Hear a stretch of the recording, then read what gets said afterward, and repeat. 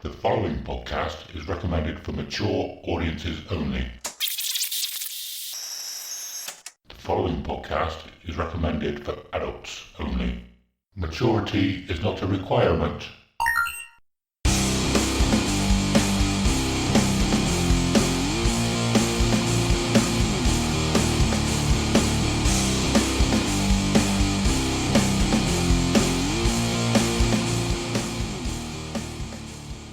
Hello and welcome to episode 79 of Dear Download, a podcast about Download Festival, music and the industry, and all other aspects related to rock and heavy metal. This episode is about all other aspects about rock and heavy metal. Well, maybe not all, but there's certain things happened recently that we need to talk about.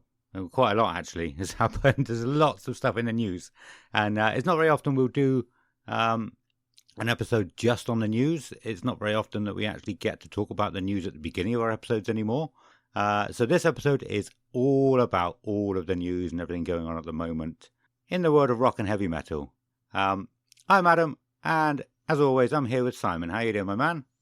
Hello, and good day to you, sir. I'm very well, thank you very much. Good. How have you been the last couple of weeks? Anything new? Anything exciting? Not really. No, really? Cool. Well, let's get on with it then. Yeah, I'm sure everyone is aware by this point, but I am now a dad. That's right. Vicky gave birth to a baby boy, whose name is Cody. Who we have named Cody Fox Timothy Bond. Very nice name. It's very nice. And yeah, we're very happy. But I will, in a brief moment, share with you the birth story, a real quick one. Don't worry, I won't go into any specific details, but it was a wild one. Can I share the story first, or a story? You can. This is how I feel. Well, I think it probably went down. Okay. Go on. Story. Is everybody comfortable? Is everybody? You Put your sat slippers down, on. get your dressing cocoa. gown. Yeah. Get Even it if all you're going. on your way, even if you're on your way to work, get ready. Sit down. Don't get go nice to and work. comfortable. Sit on a bench. Sit on the tube. Just don't go to work. Just listen to this. Okay. I've built it up now too much. I feel like it's not going to be as It better good be as good now. It better be good. Okay, it was a warm Wednesday night. Was it Wednesday night or Tuesday night? Wednesday. Well, It was a warm- Tuesday night, but Wednesday morning. So It was a warm Tuesday night. Vicky sat on the sofa watching her TV. Simon was sat silently browsing his phone. And all of a sudden, Simon looks up and exclaimed, "Holy hell, Bloodstock is almost sold out. And Slam Dunk." And it was at that moment, baby Cody realised he needed to get out of the womb to buy tickets. That's exactly how it went down, right? So yeah, my couple of weeks have been all right. I've been go on. but that was that possibly the reason why he came so quickly is he really, really wanted Bloodstock tickets real bad. No, he wanted to get on the installment plan really bad because he hasn't got much money. So, Okay. or he knew we didn't have much money because that's what we've been talking about. I'll quickly run through, right? Because this is pretty crazy. It's crazy. So Tuesday night, we're literally just sitting there. And Vicky's like, "Oh, I'm feeling a little bit, maybe some small contractions." And we're like, "Okay." So we'll go to hospital. We called up triage and said, "What should we do?" They said, "Come in. We'll have a little look at you," and all that sort of stuff. So we'd already been to the birth unit and all that. We'd already had a tour of it like the week before. So we got there and they said, "Yeah, your waters are broken." So fantastic. But they said, "There's nothing really happening at the moment. So if you guys just want to go, like, this is what they do with most people. A lot of births take a long time from your waters breaking to you actually having contractions that are actually going to be near the baby or being dilated or whatever. So they would normally just say to you, go home, have a relax, have a chill, have a bath, do whatever you need to do because it will be a long time." So we said, "Okay, we'll go." We're in the lift and Vicky's like, "I'm not sure we should go because although I'm not in pain, this feels a bit weird." But then we agreed to go home because we didn't want to stay in there for hours because it's just boring. So we're like, "Okay, we'll go home. We'll put on some stuff. We'll lay in bed." So I took all my clothes off to get into bed. Vicky's like, "I'm just going to go to the toilet." She goes to the toilet. All of a sudden, starts screaming. So I'm like, "What the fuck?" She's like, "Fuck, the contractions are getting really, really bad." So she starts like crawling around the floor of our ensuite bathroom. Obviously there were, some blood. So I said, go in, get in. She crawls into the shower because there's blood all over the floor. So she gets in the shower. I call triage and go, yeah, something's happening. What do I do? They're like, call an ambulance. So Jesus. I'm like, how long had it been since getting home to this point? Okay, we got to we were in the hospital about 10:30, just telling them about it was. We got home by about 11, and this is about 11:15 that things really started to ramp up. Christ. So we're talking, this happened so quickly after we literally just got home and things started happening. So I call the ambulance and I'm like, hi, need an ambulance here, blah, blah, blah, tell them all their details and all that. And they're like, okay, what's happening? I'm like, well, she's having contractions, told all the story about going to the hospital. And she's like, okay, get her on the bed because it sounds like by the way she's going, the baby is going to come. So I put out all the towels on the bed, managed to get her on the bed somehow. The carpet's not in a good way. There's bloody blood. It looked like a murder scene once. It was horrific. But got her on the bed. Then the woman on the phone goes to me, I've called the ambulance, but they're going to be about 15 minutes. You might have to deliver this baby by your fucking self, Jesus. knowing absolutely nothing about giving birth. I knew about birth, but I didn't know about delivering a baby without any doctors, nurses, midwives there. So I'm like, okay, I'm good on my feet. Like, I feel like me on my feet, surprised by things is when I work best. I feel like that's when my brain is at its most. Bang, bang, bang. So I'm like, okay, right, fucking hell. If I've got to do it, I've got to do it. So I laid out all the towels, piled up some things for her. She was on all fours. She's having the contractions. I think the weird thing that I never realised, obviously, having it, is in between the contractions, she was speaking perfectly normally. Like you were having a normal conversation with her. And then as soon as that contraction hit, she went from 1 to 100, just whoop. And then all of a sudden they're in like the worst pain ever. I mean, you've seen Kelly go through it before, so you know. But if you don't know about this stuff, this is just the things that no one tells you. No, yeah, exactly. It's like, but you're a normal person for like 5 minutes, and then all of a sudden you're in like the worst pain you've ever been in. So anyway, we're waiting. She's screaming, where's the ambulance? Woman on the phone was really helpful. Then the ambulance turns up. I say, thank you very much. She goes, are they there? Yeah, bang down. So go down to the front door, get them. I'm still in my boxers at this point, bear in mind. So I haven't had any chance to do anything. So I'm answering the door like, hi guys. Man in his boxers with a tiny penis. Do you guys want to come upstairs and see if she's all right? So they go upstairs. She's not dilated, so the baby isn't coming out, but she feels like she wants to push. So the female paramedic that was there said, don't fight against the pushes. If your body wants to push, your body wants to push. Don't ever fight against it. Just keep going. Keep pushing if you have to. So I think she was dilated quite a bit by this point, but there was no actual baby coming out. So we all made a joint decision, the paramedics, me and Vicky, to say, Vicky really didn't want to have the baby in the house. I think mainly because she was just scared about not being in the hospital. She'd written this. Yeah, that makes sense. She'd written this lengthy birth plan, which said all the stuff. We were going to have a water birth. We were going to have all our music on. We were going to have all the lights up. And it was just completely different to what she'd expected. She's like, right, I don't want to have the baby on the bed. So I was like, okay, can we get her downstairs? The guys were like, we think we can in between contractions. So we're like, okay, right, we're all going to move her. So we started to move her down the stairs. This is all on our Ring doorbell camera, which is fucking fantastic footage, by the way. So we managed to get all the way down the stairs. Oh, hold on, wait. There's another bit I missed. So they go to Vicky, right, we're going to move you. Do you have a dressing gown? And she says, yeah, but we've packed it in the car. The only dressing gown in the house is my TARDIS Doctor Who dressing gown. This big fucking blue fluffy dressing gown with the TARDIS windows on the front. So my wife that's about to have my baby is in this bright blue Doctor Who fucking dressing gown being led out of the house. She had a contraction by the radiator downstairs, and then we can see the footage. You can hear her having a contraction, and then the guy's just getting her into the ambulance. So then the guys say to me, right, are you going to come in the ambulance or are you going to come in the car behind? And I said, I don't know, I've got loads of stuff. I'll have to get a cab back for the stuff. So I said, right, I'll follow you in behind in the car. And he said, okay, if we pull over for any reason, that means baby is coming. And that means get the fuck out of your car and get into the ambulance, basically. Jesus. So It's fucking crazy. This all happened within a span of I'll tell you the time when the baby comes, right? So we're driving down the Tewkesbury Road, if you know that. It's like a main road that goes all the way through Cheltenham, through Tewkesbury, through Gloucester. It's like a massive road, but it goes past where we live. So I'm following behind the ambulance. There's an ambulance behind me and an ambulance in front of me. So I've got a fucking full convoy going on, right? It's like some sort of famous person. And then this is what you get when you're a YouTuber, I guess. And then I was driving and they get just past the car wash on the Tewkesbury Road and they start to pull over. And I'm like, oh shit, something's fucking happening. So I fucking dash out the car, go into the ambulance. The fucking baby is coming out. The fucking baby is coming out in the ambulance on the side of the fucking Tewkesbury Road in Gloucester. So I get in there just in time. Baby's coming out. Boop, head, body, whoa, out really quickly. Really, really quickly. Wow, yeah. And there you go.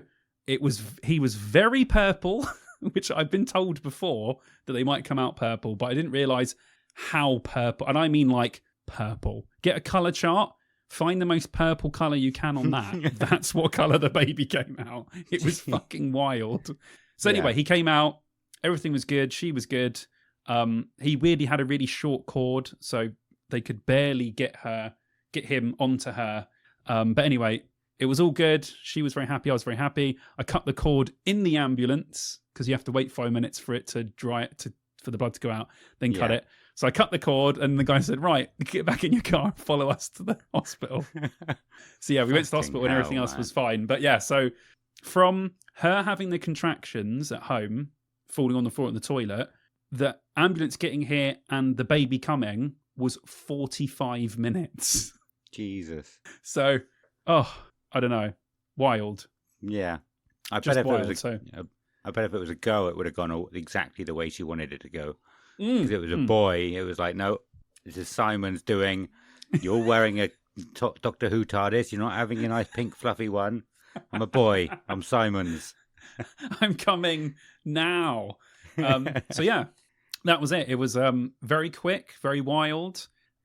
This kid is going to be a fucking loose cannon. This kid has to be either a rock star or a footballer or something where he can just be a bit mental, because if he's coming into the world stories anything like this, yeah, God knows what this kid is gonna be. Be a librarian it's gonna now. It's fucking something really boring. But anyway, yeah. So it was a bit of a wild one. So yeah, everything went out the window. We didn't even get to the hospital. He came out in the ambulance. That is an insane story, man. Yeah. So I mean, I heard from you maybe the day after or a couple of days after he came. That's it. He's here. Then it was a few days later when Vicky put up the first public post saying, he came in an ambulance at was it 16 minutes past 12 or 14 minutes past 12? 17 minutes past 12. Yeah. Yeah. So I was not expecting that much of a story on top of all of that. That is insane. But congratulations, man.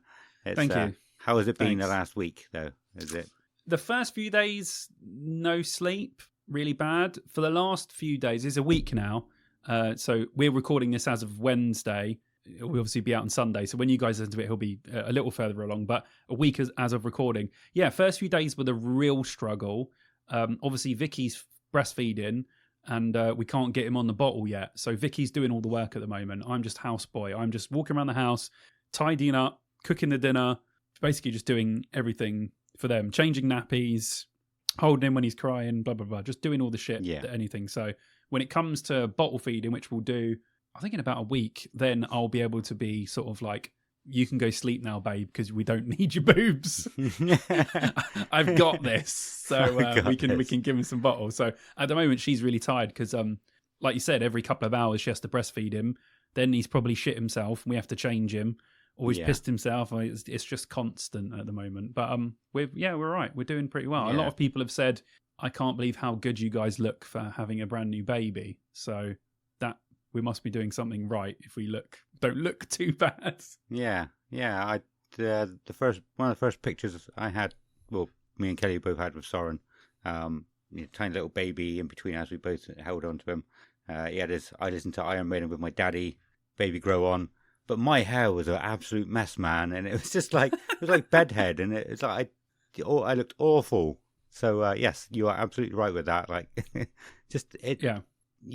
You find it hard to find time to look after yourself, or not look after yourself as such, but like you don't care about the little things. You care about the baby and making sure the baby's okay. Yeah. Yeah. So yeah, you do look fantastic. I'm sure Vicky Thank does you. too. I haven't actually seen Vicky. She looks pretty good, to be fair. She's looking good on boiling. Awesome. Congratulations, though. But yeah, that's very cool. Awesome. I've done nothing. I've got nothing to compare. I've got nothing interesting to say on that. Oh, not on that. After that. Talking about it being boiling, though, it was cold today. Yeah, it was. Kind of a segue, yeah. It was pissing down here as well. It pissed down for ages. We went for a walk, but that was it. The rest of the day was bloody horrible. But I like that. It kind of makes you... Like, I was just on the computer working on stuff, doing stuff, and it's quite nice when it's just raining outside. It's a little bit cold, and I'm just, just working on shit. I like that. Yeah. Well, it's been the first day so far that I've had to wear my coat at work, not because of the rain, because of how cold it was. So obviously, okay. Winter is coming. I guess I don't want to say that. Winter is coming. The cold months are coming. I love Christmas. It's my favourite. Yeah. It'll be around the corner. Yeah, literally, this year has just flown by. It really has. Super quick. Compared to 2023, this year has literally fucking disappeared. Like, I was working on some YouTube stuff and I was looking back at my videos and I was like, I'm sure I recorded that video. That feels like I recorded it 5 minutes ago and it was like 6 months ago. And I'm like, what the fuck? No way. It's been that long. Crazy. I mean, how long has it been? It's been ages since download. Download feels like it was fucking... Like, weirdly, it feels like it happened yesterday, but it still feels like it was ages ago as well. This year doesn't make any sense. It wasn't that long ago. It really wasn't. Because, like, I was talking to someone from the Download team recently about what we can do in the future, hopefully. I think that's all I can say on that. But I said something about when we went to the press event, and I said, and I even put it on YouTube, actually, not YouTube, on Facebook, on somebody's... a comment on somebody's post. So we went to the press event in February, and the email I got back was like, yes, it was great to see you at the press event in April. And I was like, oh my God, I feel like a twat. But it was like proper formal email. And I was like, well, not proper formal, but kind of formal. And I'm like, do I reply just to say, oh yeah, good point, it was April, silly me? Or, I don't know how to go about that. Still, April, like... April was less than 6 months ago. That's my point I'm getting at from this. We went to the press event less than 6 months ago. It feels like a long, long time ago.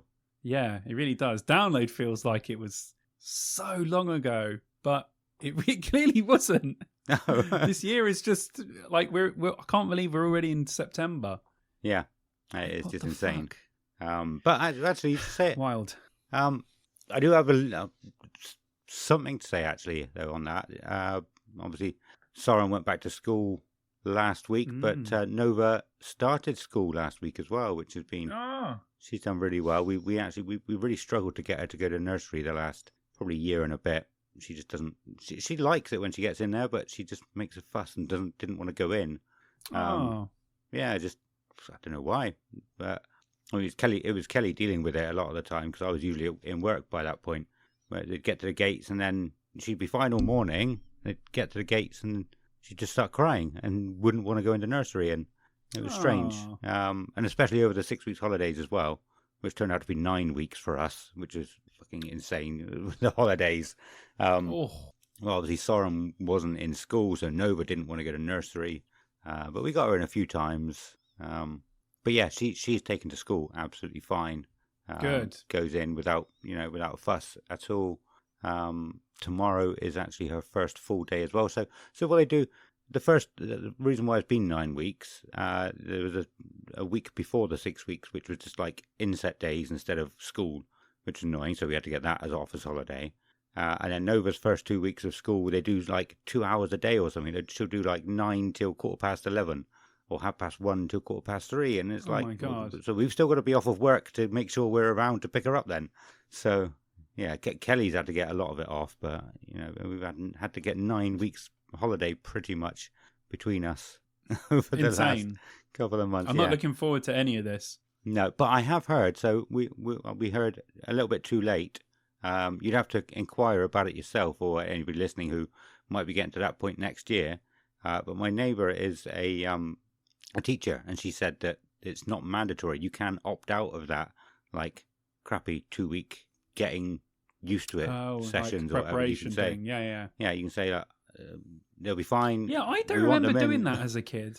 We didn't do it. I don't remember doing those. No. I'm pretty sure we just went bang straight in. But now they must try and just to get the kids. I understand it, like just to get the kids used to it.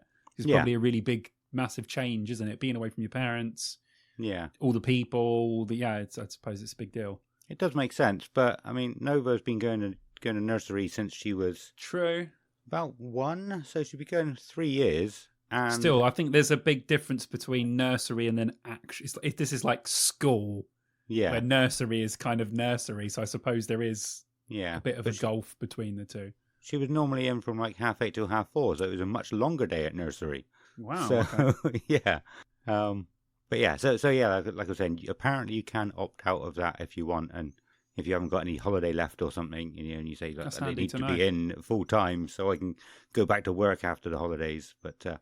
I don't know that for certain. I haven't looked at it. Like I did look on the school website to see if they had anything about that, but it didn't say anything about it. So that could not be true, but it also might not be true, but it might be true. It came from a teacher, so it probably is. Yeah.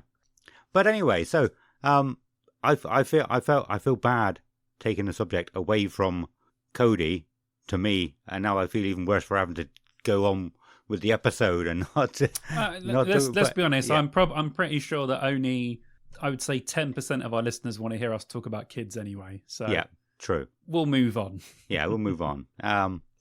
So we've got lots and lots to talk about this episode. We got Oasis reunion to talk about. Some of this we talked about at the beginning of last episode, but unfortunately I couldn't extract the audio from the text file you sent me. And just to clarify this, I sent him the wrong file. I didn't send him a text file and say, decipher that, you bastard. That for some reason, when my Ableton generates a new file, it generates a text file along with it to say what that file is. Okay. So basically, I just got a computer and went, that's the one. But actually, I clicked the file next to the file I was supposed to send you. Yeah. Because it did say, it had like the title and then it was like .wav something else. And I was like, yeah. Well, maybe you accidentally saved it as the wrong type of file when you were saving it or something. I'm sure on Ableton there's a way of me disabling it. I've just never done it. So every song I make, every audio thing I make always is accompanied by a Word document. So that was totally my bad, dude. I just obviously wasn't. I thought, oh, that's the right one. Clicked on it, sent it.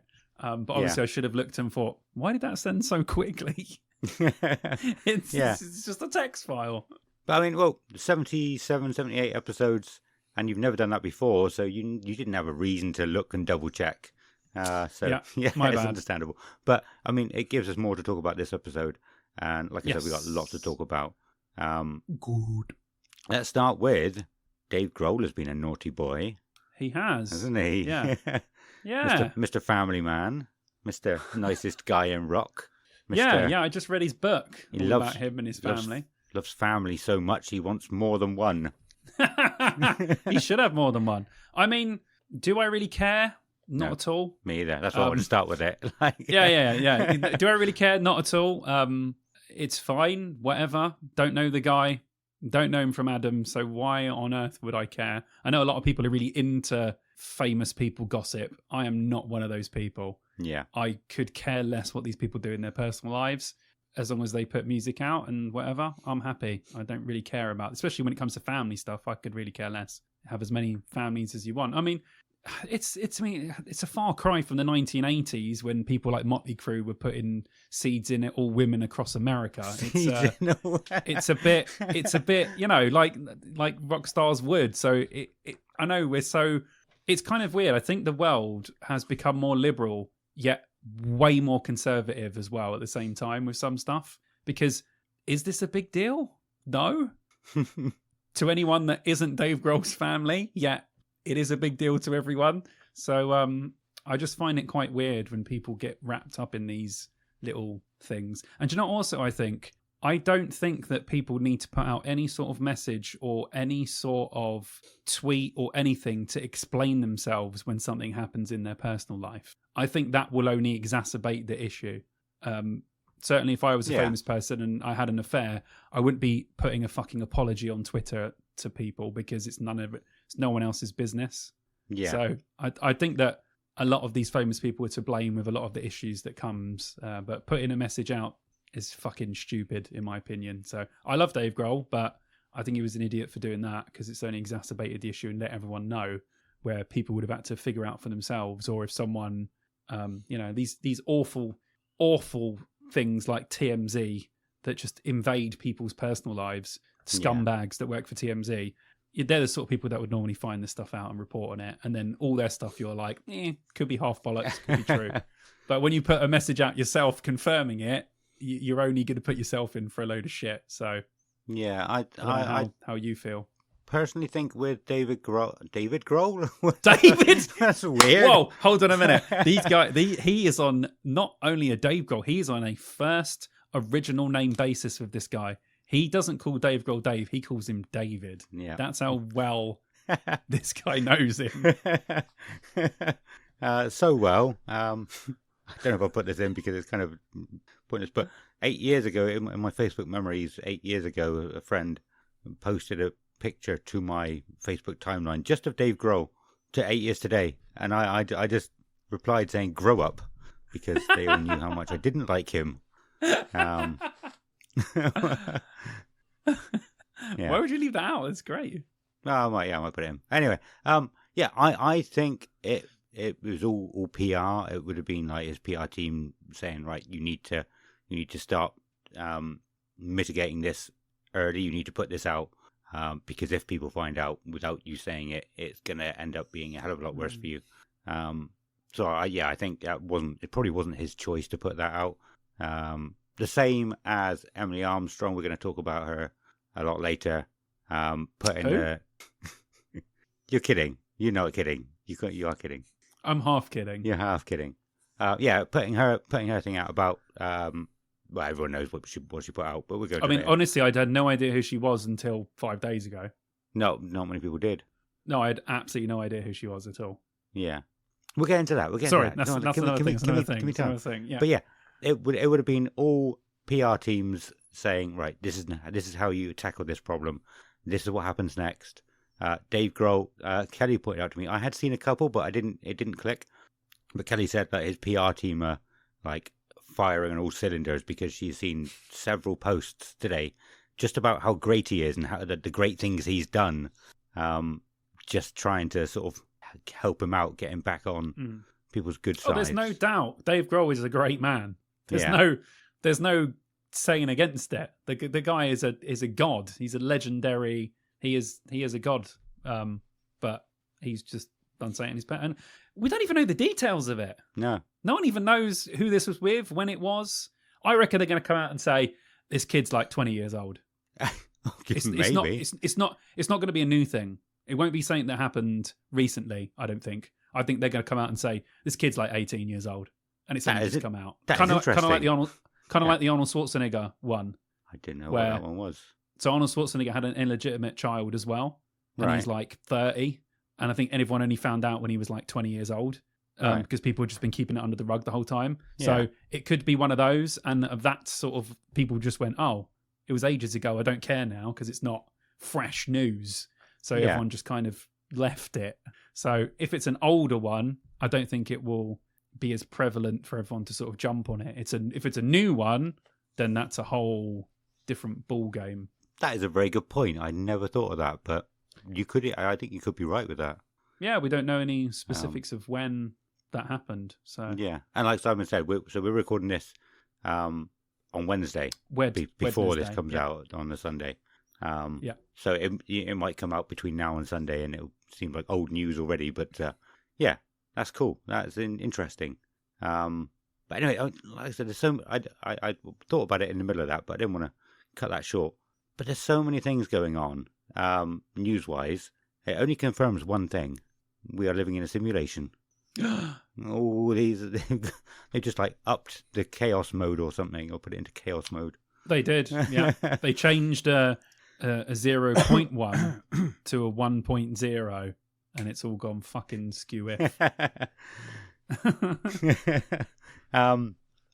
But what else are we going to talk about? I did one thing as well. I did actually put a post out yesterday asking for people's questions as well. So we actually have a bit of a question time, which is cool. Some questions about things. Do you want to answer a few things. Questions now, or do you want to do? Yeah, do you know what? There was one actually that I thought we can use to start with, because I hadn't even thought of this question. I was just thinking of the big news about all the big bands and everything, but the reason that we talked about earlier, the reason that brought Cody into this world, Emma Sturman has asked your thoughts on Slam Dunk 2025 lineup announcement. She's worded this. It's not a question. She's sort of casually worded it. Okay. So I was trying to read it as a question, but it's not a question. But yeah, I'll start again. Your thoughts on the Slam Dunk 2025 lineup announcement would be cool to hear. Of course, the Linkin Park news, which we'll get into later. Your opinion on the new song, Emptiness Machine. So much to chat about. Look forward to the episode, and I've been looking forward to this one. But yeah, so, I mean, like I said, Slam Dunk, I'm pretty sure, did they say they're all almost sold out? Did I get that wrong? Did they say that? Or was it just Bloodstock? I think they did, actually. I think they did. Yeah.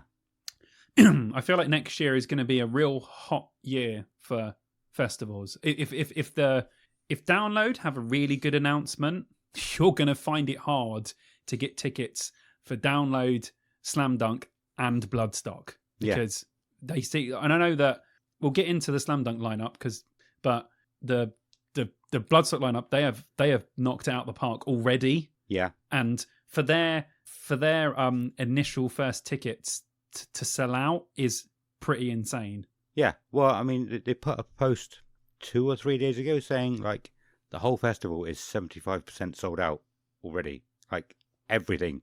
So I think it will sell out completely by the time the download announcement even comes out. Yeah, I wasn't. This lineup is too good for me to rely on an accreditation or to buy a ticket secondhand. Yeah, I have gone in on the installment plan because there is absolutely no fucking way I am missing those 3 headliners at a festival that small on a stage that small. No fucking way. Yeah, I'm just getting the lineups up. Yeah, get the Slam Dunk line. Don't worry. Sorry, we're not talking about Bloodstock. We're just mentioning it. Okay. We'll just talk about the Slam Dunk lineup itself. But yeah, my opinion on the Bloodstock is Stu will probably get accreditation, but I know he's bought a ticket, so I haven't got to worry because I'll just buy Stu's off of him if he will allow it. Look at this! He's got a plan. He's got a plan. If guys. I'm able to go, yeah.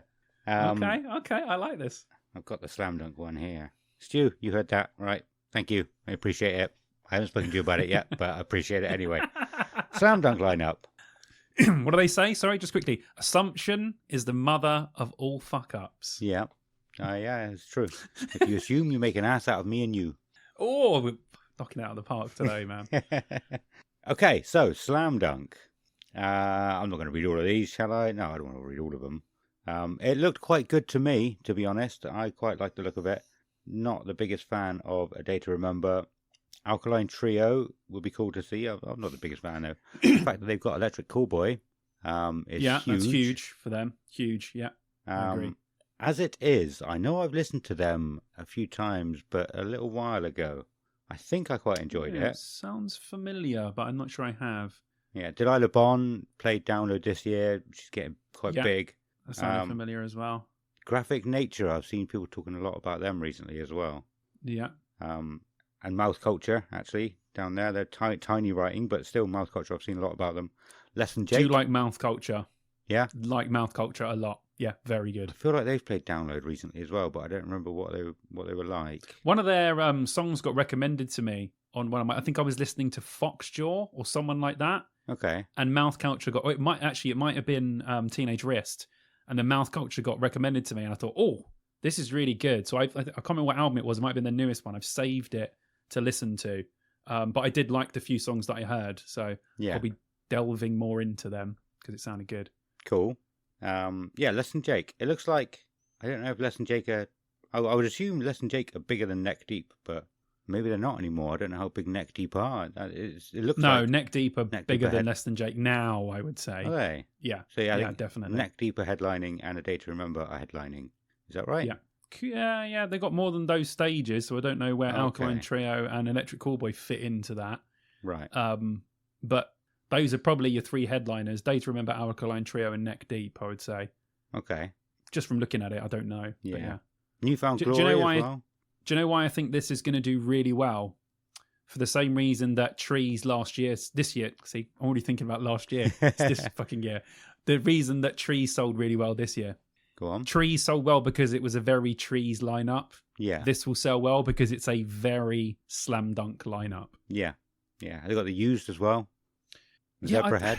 To be honest, the only two bands I would really be excited about watching would be the Used and Mouth Culture. There is nothing on this apart from those two. There is nothing on this poster that I would go out of my way to watch personally. Yeah. Okay. Even at a festival. Nope. Okay. If there was someone else playing, I would see that band over that I liked. I would see that band over all of these bands apart from those two. Yeah. Because I would say It's just not my stuff. It's just not my. That's what I'm saying. I'm not what Slam Dunk is aiming for. Yeah, I'm not yeah. the demographic that they're looking for. The Slam Dunk demographic people, this is fucking perfect. Yeah. For them. It add a few more bands in and it really couldn't get much more perfect. So that's why I think this will sell really well. Will I go out of my way to go? No. Will I go to get pissed with my mates and maybe watch a few bands? Yes. Yeah. Okay. Yeah. It depends how much fear of missing out you feel at the time.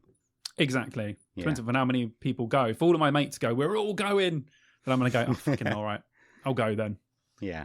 So there's nobody here that I would actually pay to go and see their own gig. But if I just happened to be at this festival, then there's quite a lot of bands that I would be interested in. You've going just to told watch. a lie. What? Because you've paid to see the Used before. It was Kelly's her favourite Okay. band. Okay.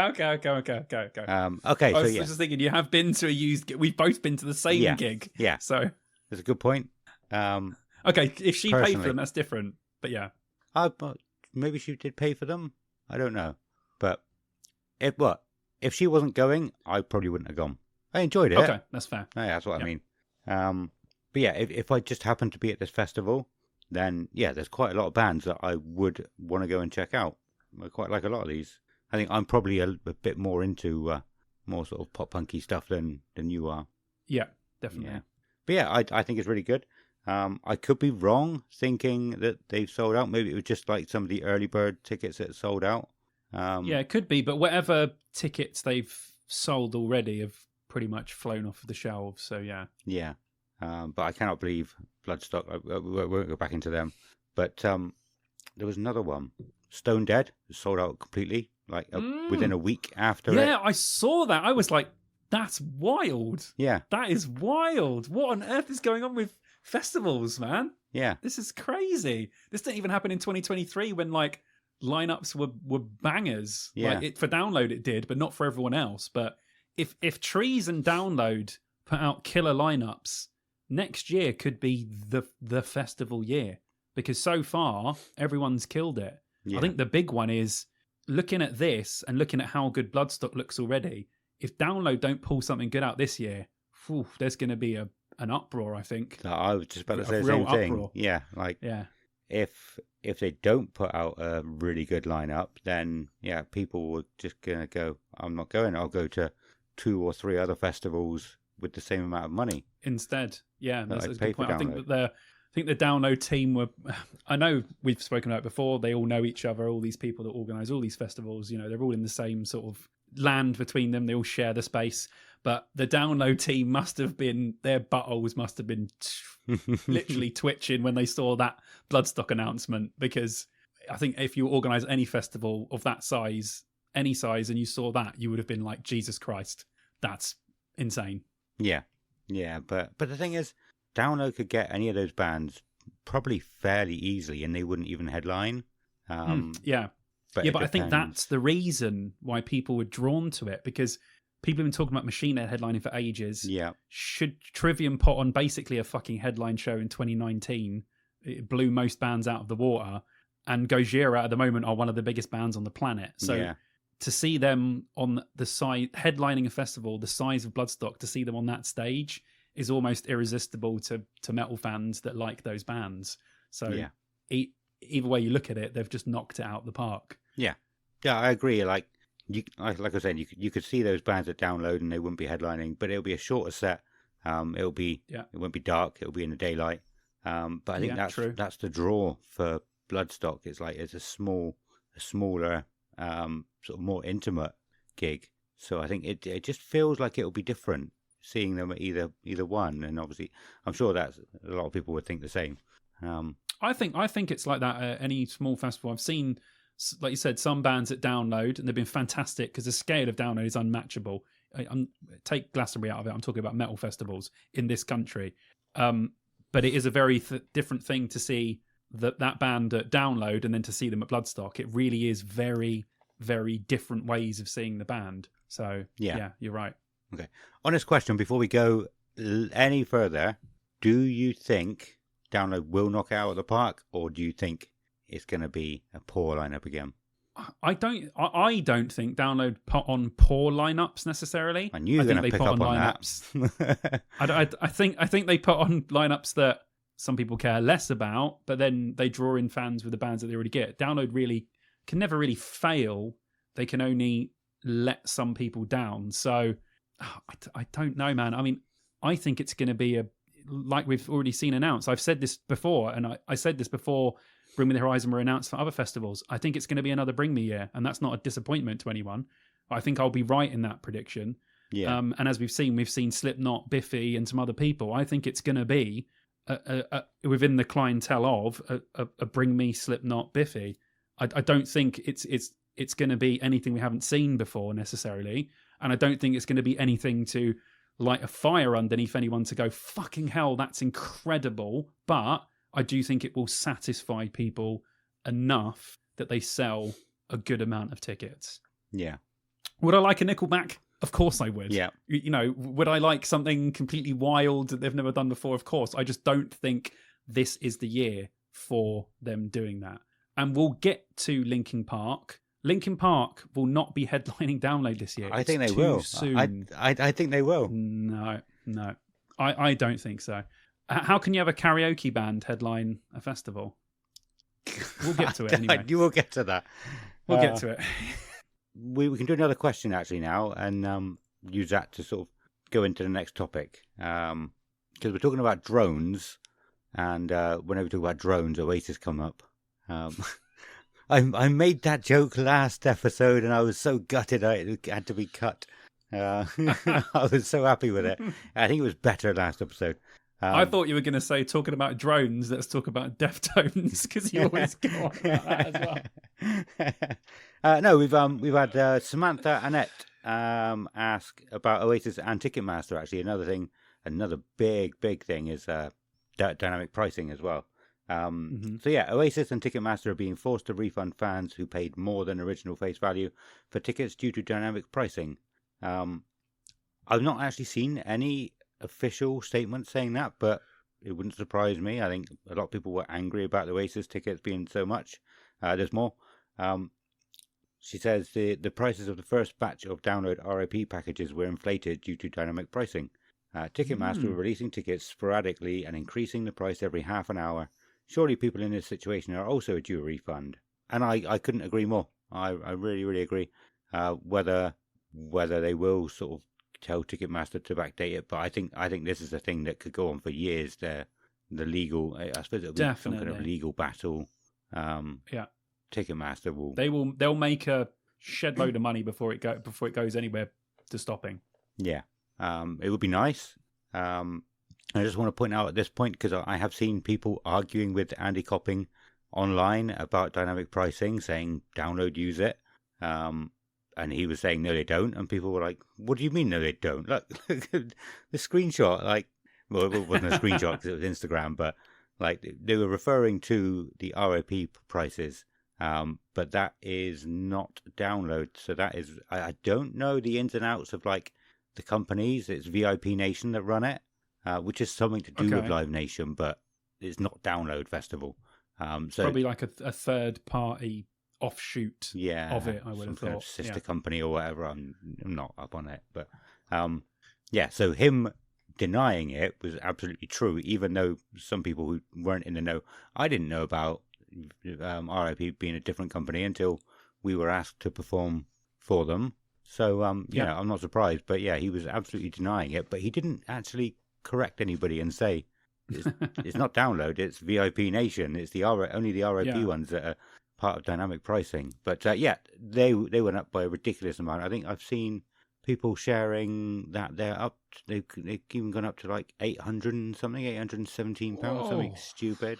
They're already, we saw the extent of RIP this year, and we saw how awesome it was and how many benefits you get from it, which I think is great. And it already is super expensive. To add any extra pricing on that, to not get any extras, just to get the baseline packages, is pretty ludicrous. Yeah, it's so expensive already. Yeah, but I think they know that people don't want to go back to general camping after being an RIP because it was so much nicer. The ground was nice. It's closer to the arena. I mean, especially blown for away. rainy years. We were pretty blown away by it when we went through it. We were literally like, me and him were just looking around like, this is vastly. This is like we've entered a whole different world. This is wild stuff. So yeah, it's like other people haven't seen that, but we've seen a bit of it. And I know a lot of people have done RIP, but to all the normal people that like us that would normally do general, we haven't sort of seen that world, and it is vastly different to the normal camping at Download. Yeah, and even Stu's video that has been seen by a lot of people. I've watched it probably a couple of times, but you still don't get the actual feel of it and sort of the scale of it and everything until you're actually there. Yeah. But I think so like I was saying, they've shown you what you can get, and you can't ever go back. So they just keep putting the price up. It kind of makes sense. Like similar to I was given a free trial to YouTube Premium. Got rid of the adverts, and I cannot go back to having adverts. I have to. I was in the boat of I will never ever pay for YouTube Premium. What's only a couple of adverts is fine. I'll watch them, but when you get used to not having adverts, especially like 45 seconds at the beginning of every single videos adverts in between, I'm screwed. They got me. I wish Vicky had filmed it today, but I was literally sitting downstairs watching YouTube today, ranting about how many fucking ad breaks there were. And I know people have said it to me on my videos now. They're like, dude, how many ad breaks are there on your video? I was like, I can't help this. This is just what they're putting in now. If my video is an hour long, there's going to be pure advert breaks. Like, we can't help that fact. I can't choose how many adverts are in it. That's the amount that they're putting on, and it is a shitload. I was trying to watch some wrestling stuff earlier, and I was just like, I swear to God, there's been an advert every 10 minutes of me watching this video. Yeah. It's fucking wild. Well, and it makes me angry. It makes you angry. Really angry. Every 10 minutes makes you angry. I get really upset. I hate adverts anyway. Yeah. In TV. That's why we don't watch television, because Vicky's like, just calm down about the adverts. I'm like, I normally shout, get off my fucking screen, or I don't fucking care, or I just scream profanities at adverts on YouTube. Yeah. I'm pretty sure one of your Download vlogs was every 6 minutes or every 8 minutes. I timed it. It was annoying. Yeah, I know. And that's really annoying when I'm putting that stuff out, and I don't want people to be annoyed by that. I want people to enjoy the video, but I can't help that I don't put any sort of breaks in my videos, so YouTube doesn't go, that's when I should put an advert in. YouTube looks at my video and goes, this is where we're sprinkling the adverts in. Yeah. That's it.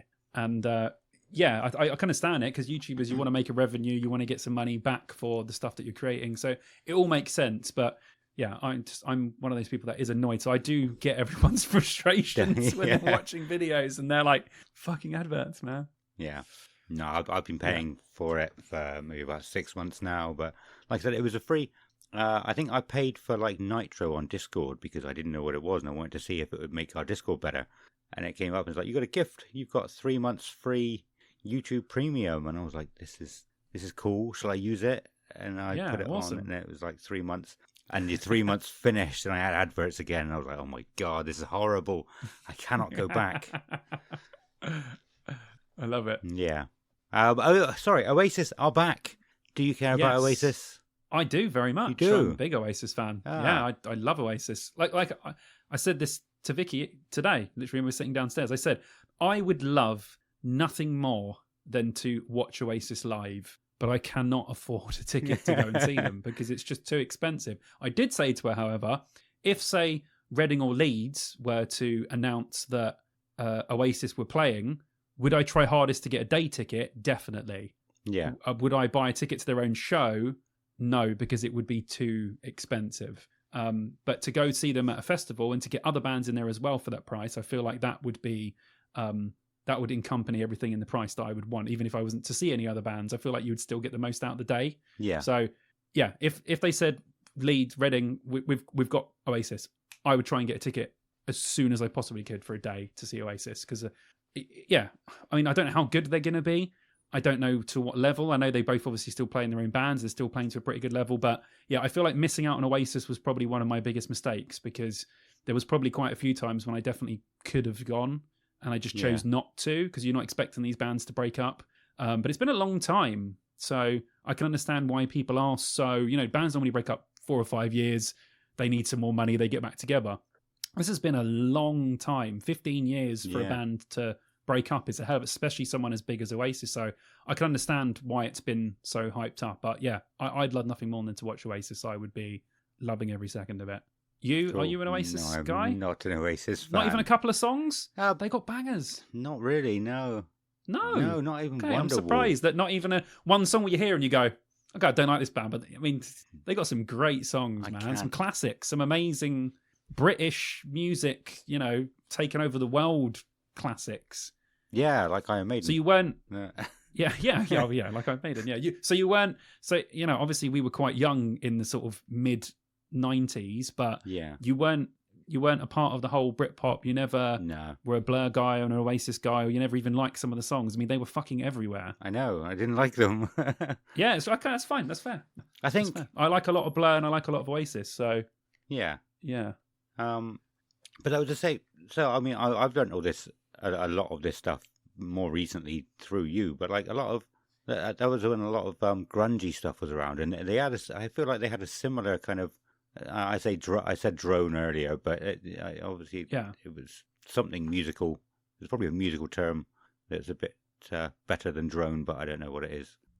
But yeah, I didn't like that kind of sound. I just didn't like it. Okay, that's fair. Cool.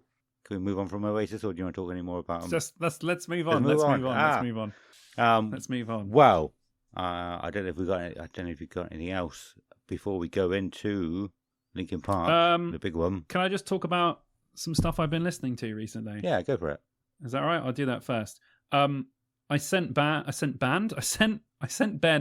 an album yesterday, I think, by a band called Druidess, a band that I discovered barely weeks ago, who I absolutely love now. They've only got one album out. They're quite a new band. Kind of CKY, Deftones, Nirvana, maybe some of your favourite genre, some shoegaze in there as well. But I really love this band. So I was just going to say, if anyone's a fan of CKY or, CKY, Deftones, any of that sort of stuff, I think Druidess are really worth a listen because I've been blown away by their newest album, The Product of My Love. So I thought I would just put that out. And also I've been listening to, I know it's been out for a while, but the Unto Others EP, Mama Likes the Door Closed. It's kind of a precursor to the album that comes out. I think it's next week. And I absolutely loved the last Unto Others album. So this has been something I've been listening to a lot as well, because I just love that modern 80s goth rock sound. Yeah. So yeah, that was just some of the new sort of stuff that I've been listening to that I've been really loving. And the Teenage Wrist album, Still Love, the one that I said I really didn't like, right, after the one that I thought that was a 10 out of 10, I don't dislike it as much as I did originally. So originally I probably would have given it like a 6 out of 10. It's probably more like an 8 out of 10 for me now. So I have more love for Still Love, the album by Teenage Wrist, than I did 3 or 4 months ago. So just wanted to put that out there for all my Teenage Wrist fans. But yeah. Awesome. No, I like that. That's cool. It's been a while since we've done that as well, actually. There's one band I wanted to talk about But while we're on albums, actually, I'm waiting on quite a few albums at the moment from bands Nice. that, I haven't been really hyped about an album properly for a little while now. I want to say Senjutsu, but I'm sure I've been a bit hyped about albums since then. But I'm sure one of my favourite bands at the moment is The Unguided. They've got an album. Well, they teased like 4 months ago that they've got an album just around the corner. It was 99.9% done, and that was months ago. So it could be any minute. I spoke about a band called Blowsight. Yes, you have. They've been gone for a little while, but they actually posted something recently saying they're back, which is cool. Another band, Deadlock. Nice. Their last album was 2014, and they've been posting that they're back together. So like loads and loads of albums. Self-Deception have got another album coming out in a couple of weeks.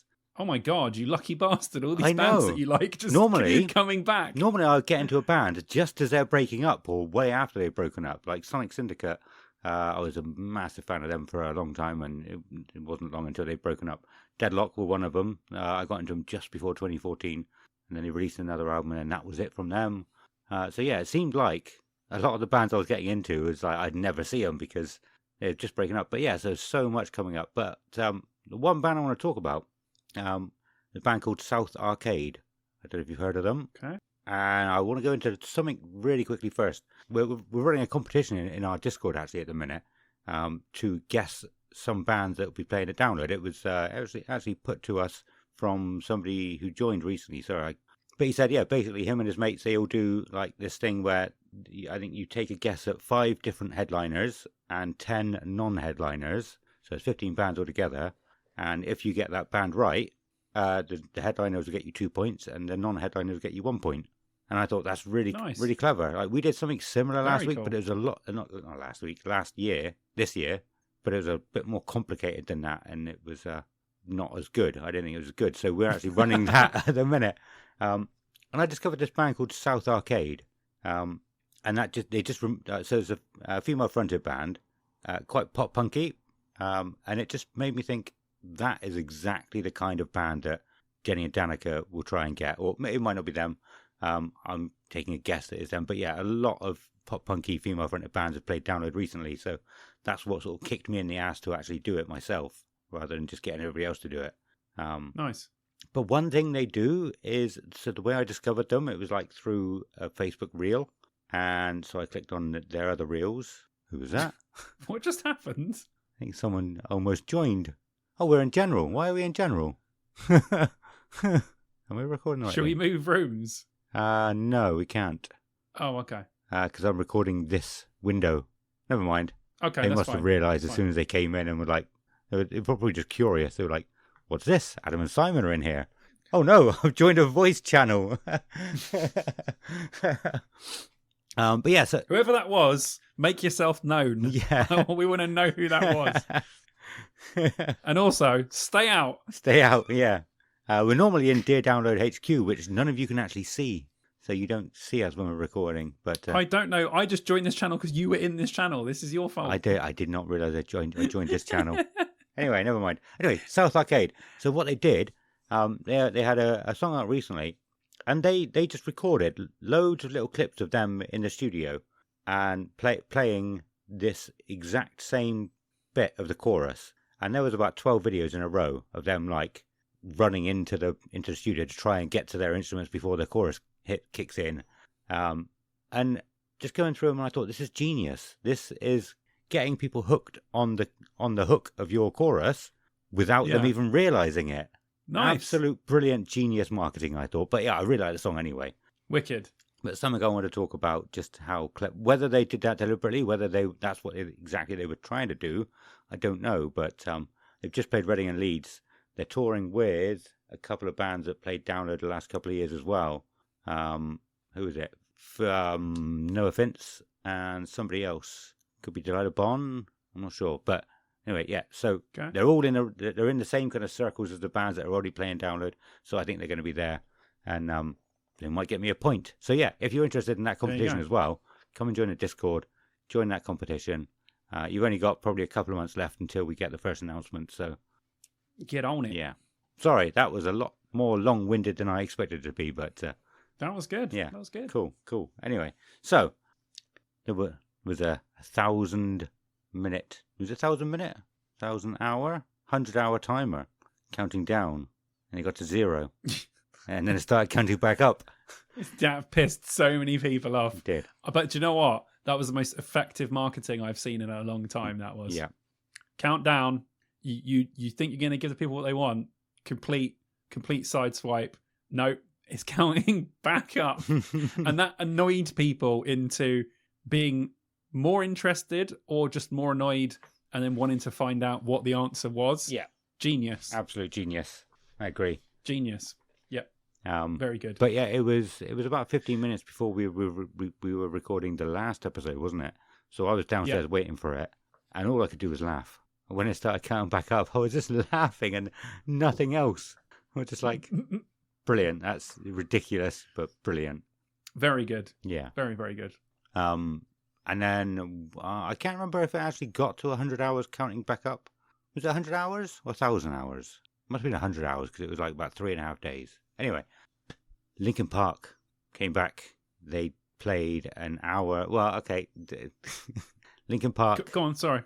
Don't interrupt you. Played a live show streamed online. It was about an hour long. Like, nobody knew they were coming back apart from the people they told. They did interviews and everything. But yeah, did you watch the live show? No. Have you watched it since? No. Okay. I'm going to talk people through it a little bit, but we'll talk a little bit beforehand then. Because there are people that haven't seen it, and there are people that weren't really aware of it. I told a guy in work who's into the kind of music we're into, maybe not quite as much, but he was like, I didn't know they had a new song out. And this was like a couple of days after. And I was like, yeah, it's everywhere on the internet. How have you not seen this? But there are some people who don't know, so it's possible. So we'll go through it in quite a bit of detail. What were your initial thoughts? I think I've said this to you before. I would be unhappy with any form of Linkin Park returning. Yeah. I don't want it. I don't require it. I don't think it adds anything to the legacy of Linkin Park. I feel like it's going to hurt it more than add to it. In my opinion, just start a new band. It doesn't feel right to me. It doesn't feel good. Yeah. I know Chester was just a singer. He was just the singer of the band. Mike Shinoda is Linkin Park. He wrote a lot of the stuff. He helped produce it. He basically is the glue. Without Mike Shinoda, there is no Linkin Park. It's as simple as that. So really, the brainchild, the person that keeps it all together, that is instrumental to the band being a band, is Mike Shinoda. So technically, Mike Shinoda is the most important member of Linkin Park. However, they happen to have one of the best singers and frontmen, in my opinion, of all time as their lead singer. Now, I feel he is irreplaceable by anyone but him. There is no one that can fill those shoes vocally, presence-wise, just everything about him. So me being, a lot of you know, I have a Hybrid Theory tattoo. Linkin Park are one of my favorite bands of all time. I love them. If you're watching the video behind me, you will see there is the death issue of Kerrang with Chester behind me. I was not up for anything. I had my fingers crossed that it was going to be an album of old songs that Chester had that no one had heard, or like an anniversary edition of something that was going to come out, or they were going to do like a special one-off live show or something. So I was bitterly disappointed when they said that they were back with a new singer, because I am 100% not interested at all. It's probably not the answer people were expecting, but I was kind of expecting it. Zero interest at all in it. Yeah. If they did play download, would you go and see it? Well, I'd watch it if I was there, but I wouldn't pay to see it. Yeah. If they were at download, then yeah, of course. But I mean, I'd enjoy it as a karaoke sing along. Would I say Linkin Park are back? No. Is it a reunion? No. It's just I'm not on board with it whatsoever. I'm sure I'm not alone in that as well. I'm sure there are a lot of people that feel the same way because I've seen a lot of people online. Yeah. And I understand because there are a lot of people that never got to see Linkin Park. And I totally understand that because there are a lot of bands that I never got to see that maybe would come back and I would see it and the old school fans would be like, nah, fuck that because it's not the same. Yeah. So I understand why people like it so much and why people are so on board with it. But I was lucky enough to see Linkin Park like 7 or 8 times. Yeah. So that's it. The chapter of Linkin Park is closed for me. So I don't feel like I need to reopen it. Yeah. So those are my feelings on it really. So yeah, not on board. Okay. What about the new song? Have you listened to the new song? Haven't listened to it. You haven't? Nope. Wow. I've listened to it about 30 times, I reckon. Probably. Yeah, I think new song's great. I think she's great. I think they should re-record all the old albums with her. Oh, God. No, I'm joking. Oh, Jesus. Although I might put that little clip up on TikTok just to annoy people. If you're listening to the podcast, that might be just as a PR thing, as we were talking about earlier. Get people angry with us and shouting at us online. Hells yeah. Thousands of people having a go at us. It's like, no, it's fine. Making us Good. seen. Good interaction. That is the only reason why I want to record this video of this. Just to make that joke so I can put it on TikTok. No, so this a bit of not really a backstory, but a bit about my history with Linkin Park. I was a huge fan of them. Hybrid Theory, Meteora, absolutely loved both of those albums. There weren't, there probably wasn't many bigger Linkin Park fans at the time. I absolutely loved them. Then Minute to Midnight came out. It wasn't for me. It was too drastic a change for me. I wasn't a hater. I didn't go around saying, they're shit. They've changed so much. I just stopped listening to them. Well, I stopped listening to any new stuff, really. There's some stuff that came out that you couldn't avoid, when they brought singles out, but I still wasn't interested in them at all. So when they did the live show, so it was like 11 o'clock last Thursday, I was up waiting for it, and I had butterflies. I was tingling. It was weird because I wasn't a Linkin Park fan anymore, and I couldn't really understand it, but it gave me like a weird feeling, and everything that happened through that live show was just mind blowing. I really enjoyed it. The first thing that Mike Shinoda says when he comes out, or the first thing he says in the microphone is, "It's good to see you again," and that was powerful. That was like, so I've watched the live thing probably like 2.5 times now as well since it was out. Okay. It's just so weird to be saying this as like not a Linkin Park fan for the last so long, 15 or so years. But so when Emily came out, so the funny thing is, it's easy to forget what it was like at the time. Jacobs came over to see me like a couple of days after, and he was another one. He didn't know anything about it. A couple of days after it, so I put it on. I was like, "You need to see some of this," and I was like talking him through it, and I was saying, like, obviously at this point when Mike starts singing, we don't even know it's another singer with him coming out. It's like 20 seconds into it. This is what happens. Like, we didn't know there was even what it was before they came on. We didn't know it was going to be a live show. So all these things leading up to it, like, it's easy to forget, like I said, after, but it was just, I think it's just incredible what they did.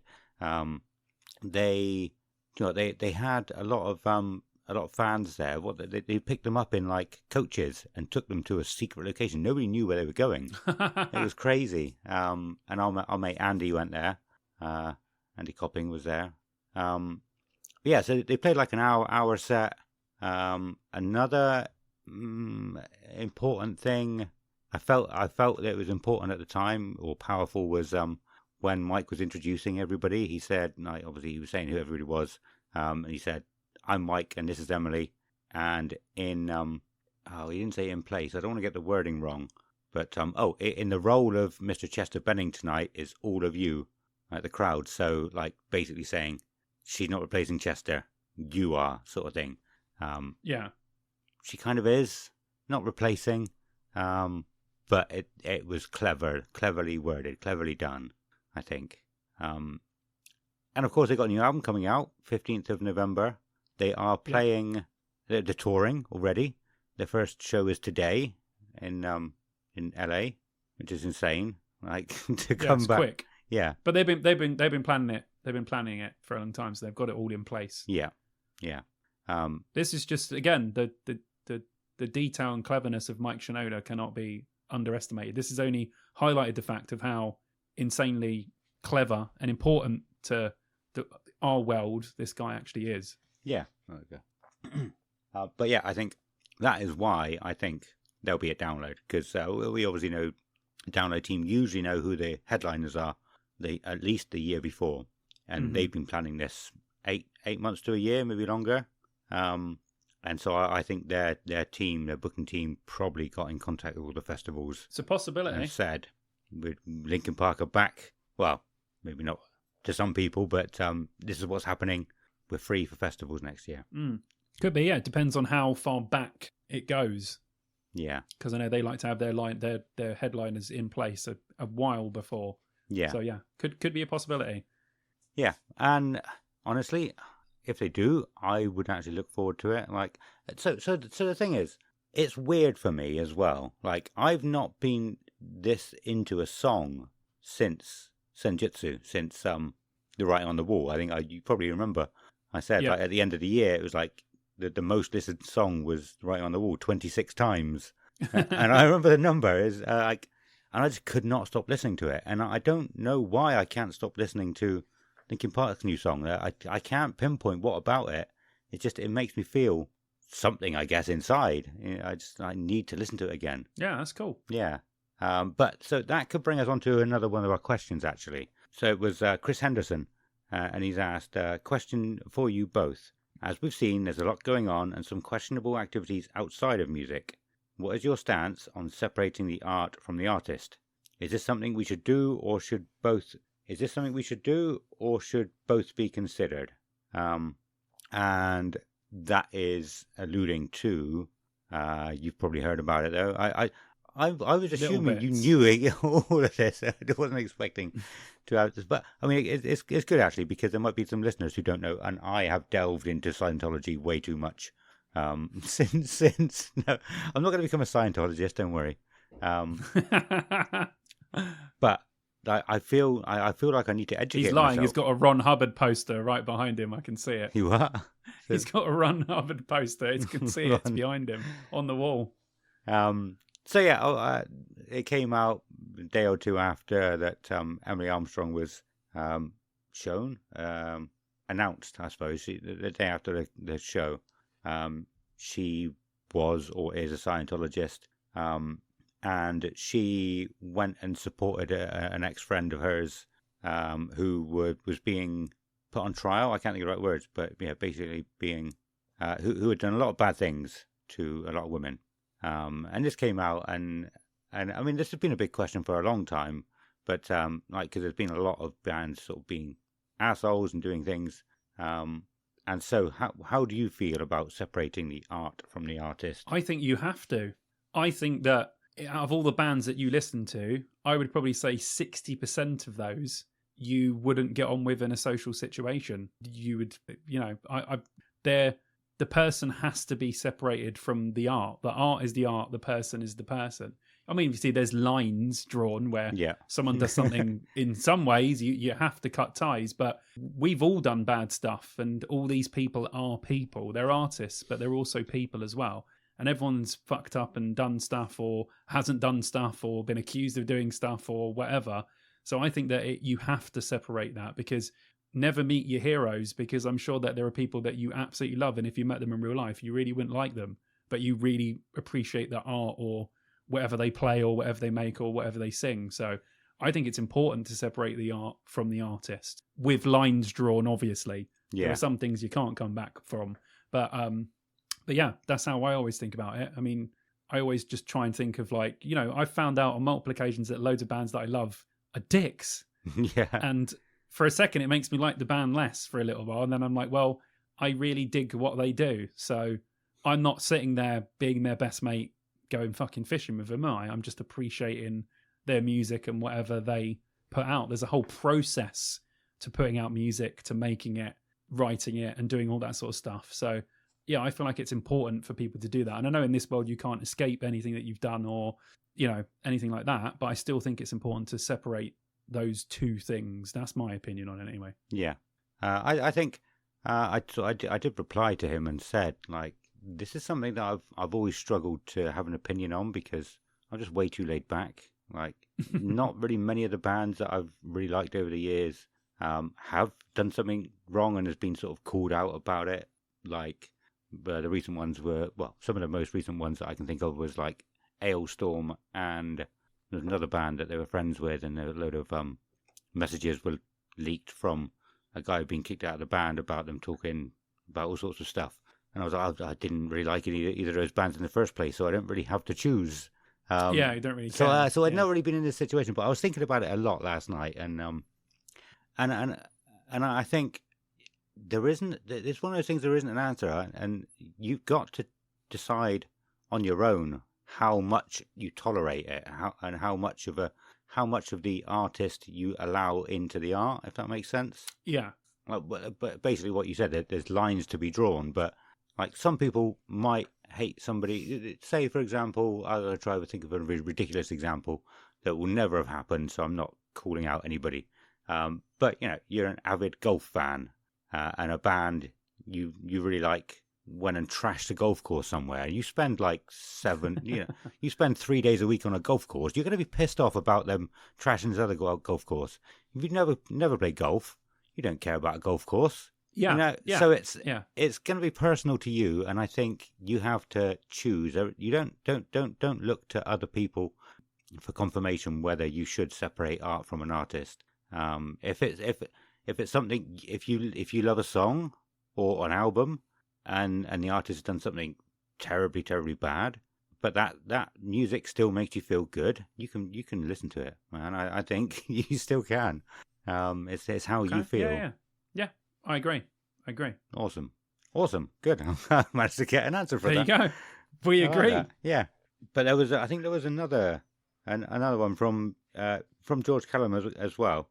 In addition to separating art and artist, and innocent until proven guilty, what about the Manson comeback and completely selling out the UK Euro tour? That was actually a similar question to somebody else, actually, so I will go and find that one just so I'm not skipping over it, because that wouldn't be a very nice thing to do. Okay. Was it? No, it wasn't. That was the only one. Was that the only one? Oh, no, it was something underneath that. Yeah, completely selling out the UK Euro tour. And Chris had to reply to that as well, because that was under his sort of thread of comments, and he said, yeah, 100%. That was another strange one. Loads of backlash initially, all but disappeared in a sellout. Yeah. This wasn't much something I really followed, but I know Marilyn Manson is hated by quite a lot of people, and I wasn't expecting him to be able to sell out anything. I was expecting people to... Yeah. Well, nothing was confirmed. He was accused of stuff, but nothing was actually proven in the end. So whether he did or didn't do it, there's no way of proving that he did any of these things. Right. Because there is no way of proving them. So it's one person's word against another person's word. So it's kind of like, who's right in this situation? Because he could have done these things, but also he could have done none of these things. And even he will admit that he's been a bit of a troubled individual, and he's had his issues, which are pretty well documented. Now being like a year sober and off drugs kind of seems like a completely different person. Okay. I personally love the new tracks he's released. Sick as the Secrets Within, Raise a Red Flag. They are two of the best Manson songs I've heard not that anything he's done was bad, because I think all the albums he's put out have been great. They are fucking good songs. And all of them are to do with all the stuff that's been surrounding him. So these songs are kind of like not explaining, but going into all of those things and all the sort of shit that he's kind of been through. Okay. So I think he's being open to it. He's not kind of shying away from it. He's actually making the songs about these things. So he's almost explaining himself and the way that he's been feeling when all this stuff's kind of been on top of him. So that's interesting when you listen to the songs, if you look at the lyrics especially. But yeah, I mean, I have no qualms with it at all. I would have loved to have got a ticket. I just couldn't afford to get one. But I will be over the fucking moon if he announces some festivals and stuff, because I've watched the live shows, and there's a weird thing with Marilyn Manson. In the early 2000s, I would have told you there is no one fucking better you could have seen live than Marilyn Manson. He was fucking fantastic. And then in the late noughties, he got so bad it was embarrassing to watch him. And from the show that I've seen, he is back to being 100% fucking great. So Nice, yeah. as a huge Manson fan, which I am and have been for 20 years plus, I am very, very excited about Marilyn Manson coming back, and super excited about the new album coming out. But again, no one knows, so it'll say it's up in the air, but it's not really, because it's done now. Is it Whether anything else comes out. Okay. Well, for the time being, nothing has happened. So I'm sure there are still some things maybe happening in the background. But from a Manson fan standpoint, I would say all the fans online are just happy that he's back, and he's sober, and he's happy, and he's sort of dealing with all the stuff that came before. So I think all the Manson fans are kind of just like, okay, we will accept this. Yeah. Please continue. So yeah. Have you listened to any of the tracks? No. Oh, they're really good, man. You should give them a listen. Even if you're not a huge Manson fan, it is great to hear him sort of back and, doing stuff again. It's quite pretty cool. Because he's been a huge face of the world of sort of metal and alternative music for a very, very long time, and probably one of the most well-known people. So it is good to have him back in the mix with all of the rest of the stuff that's going on. Yeah. One of the most well-known, I would agree with, but I haven't heard of anything notable that he's done since the album that was like early 2000s. Can't remember. I'm sure you know it. Which one? Golden Age of Grotesque? That's the one. What was the other one called? Hollywood before that? Golden Age of Grotesque, I think. Yeah. That was a long time ago. It was like 2003. Yeah. So that was a very long time ago. Yeah, and like I said, he obviously played at Download 2018 just before Guns N' Roses, and he was awful. But like you were saying, he was probably on a lot of substances. But if he has got clean and doing better now, then I will check it out actually. Then I think people will be, especially Manson fans, that we went through that lull with him, and it's happened with bands before. But I think people will be really fucking surprised about the level that he's got back to. And he looks great. He went for a real. You could tell he's bloated from all the coke and everything. And now, he looks like he did in 2000. Does he? It's unbelievable. Okay. I'm going to check that out after then. Yeah. Yeah, it's kind of the transformation that he's been through. He's got healthy, he's worked out. He's got his head in a good place. Sort of, really got back. It's nice to see someone that's destroyed himself with loads of stuff that you're able to come back and sort of come out of it. And hopefully all those things weren't true, or, you, again, don't want to get involved in other people's relationships because we weren't there. Who the fuck knows what happened? Yeah. I'm sure he done some shitty stuff. I'm sure everyone's done some shitty stuff. So I'm just glad that he's back and he's happy and having a great time, and he can entertain the fans again, which I'm very, very excited about. So again, a possibility for Download, which would be fucking fantastic to have Manson there and fully ready, and people to hear the songs played fucking good live like they were in the early 2000s, where literally it was unbelievable to see him live. I consider Last Day on Earth, the live album, to be one of the best live albums ever. It's fucking unbelievable. So very, very happy. Very, very happy that he's back. Yeah. I will go and check it out. Nothing against him, just it wasn't. I just went off with him a little bit. Yeah. So it's cool. Yeah, good idea. That's fair. Well, shall we carry on with some more questions? Because while we're here, what else do we have? We touched upon. I'm gonna find it. We touched upon ticket prices then a little bit, and I know we had a question from somebody commenting on our story, and I have no idea how to find that. Where's the story? Hang on, can I find it? I don't know how to find it. It was basically, what do we think of ticket prices? For example, the Papa Roach ticket price, where they're only doing one show here. I'll try and find it. But yeah, they're only doing one show here, and the ticket price is astronomical, apparently. I had a very busy day, so I was planning on messaging back saying, "Oh, how much were they?" Because I didn't actually know, but I never got around to it. But ticket prices are getting pretty ridiculous, aren't they? They've been ridiculous for the last 5-6 years. I mean, there are so many bands that I've wanted to go and see. I simply just can't afford to go and see them. I would have been to twice the amount of gigs that I've been to in the last few years, but ticket prices are just too expensive. And obviously I understand, it all comes into culmination where bands don't make money off music. It's all about touring. It's all about merch. This is how they make the money. They make the money on ticket sales, merchandise, all that sort of stuff. It's the way it's had to go, and we have to take that with a pinch of salt to say that we can pay a $9.99 Spotify charge and listen to all these bands for that price. But going along with that, that's caveated with now you're going to have to pay this much to see these bands live. So it's all flowed from that starting, and then ticket prices slowly, gradually, and also people being greedy. People like Ticketmaster just wanting to make as much fucking money as they can off of people's tickets. Yeah. But the scary thing is that people pay these prices. Yeah. And whatever people are willing to pay is the price that the tickets will be. So, like we always say about the annoying thing about RIP. It works. Yeah. Yeah. That's what we always say about RIP. I can't believe people pay RIP prices because I never have been able to. But people will pay those prices because that's the price, and that is what people will pay. Yeah. So I don't know where we're going to get. There's going to be no beginning or end to this conversation because I don't see the ticket prices going down. I can see them being locked in to certain prices for a few years, but there's only one way ticket prices are going, and that's up. And then we can go on to a whole different conversation about the economy and how much we're being paid and how some things are so out of balance with what comes in your paycheck as to what you can spend your money on.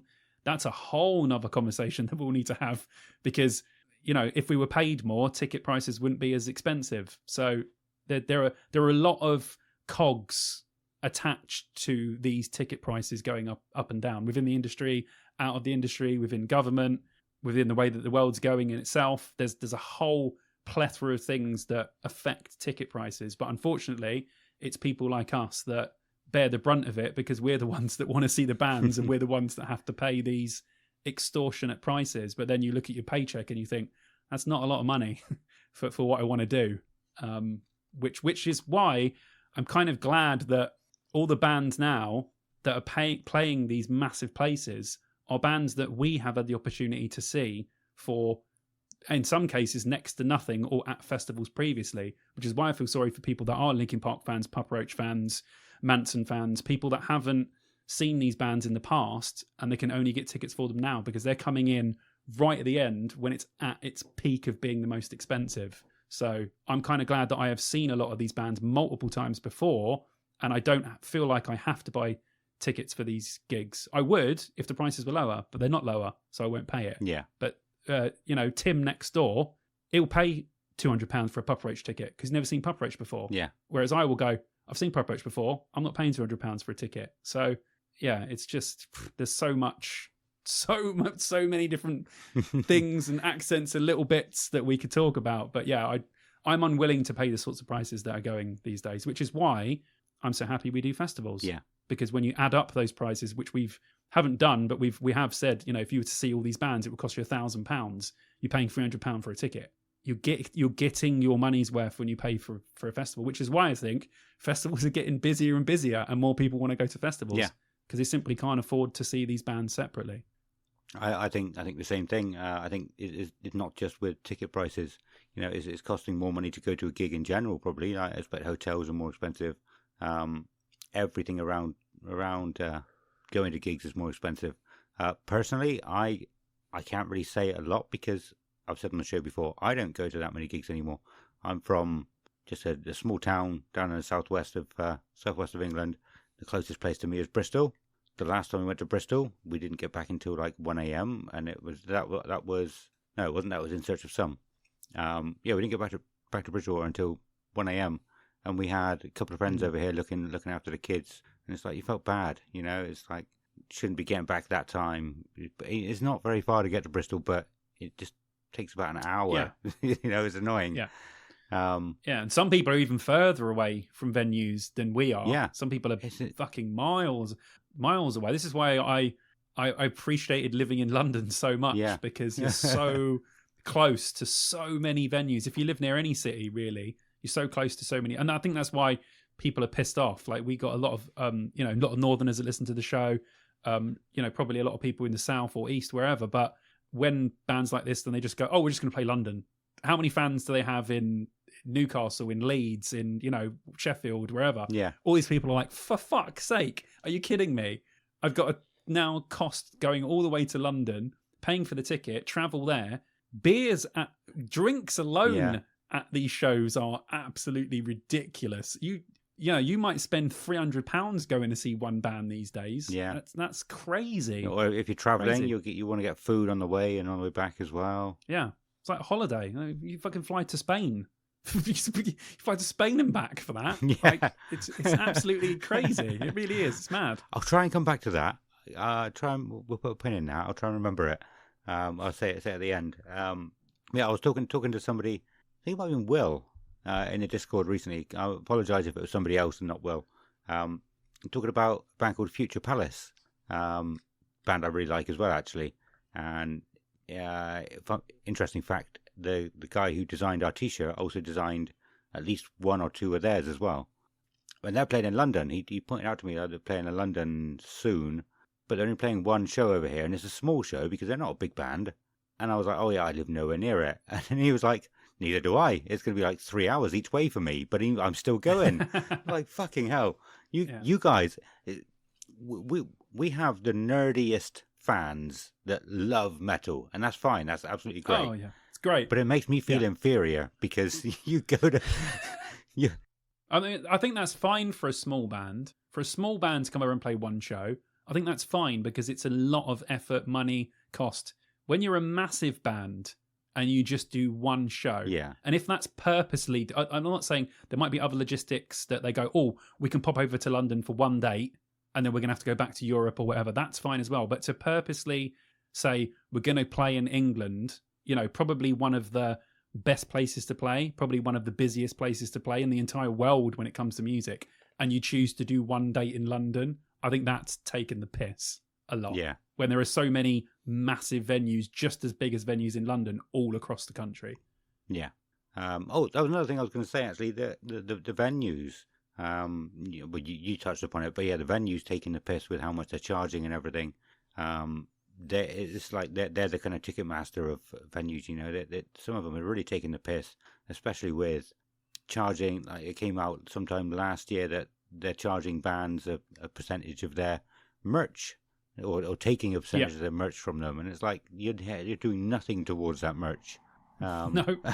But I suppose they probably saw that thing on Facebook that everybody keeps posting, a list of all the streaming sites. Spotify 3.8, 0.38 pence per stream, etc. Buy a T-shirt. That's where they get the money from. So all these venues they get money from T-shirts, do they? And we want some of that. Yeah. It's all business as well. This is what people need to remember. For us, it's art. Yeah, true. But for everything else, it's all business. Business is about making money. And that is what the music industry is about now. It's about finding ways and sources of revenue to squeeze as much out of a festival or anyone, as much money out of it as you possibly can. And there are so many hands in the pot that when all of those hands are gone, there isn't actually much left for these bands anymore. They're not making 2001 money anymore.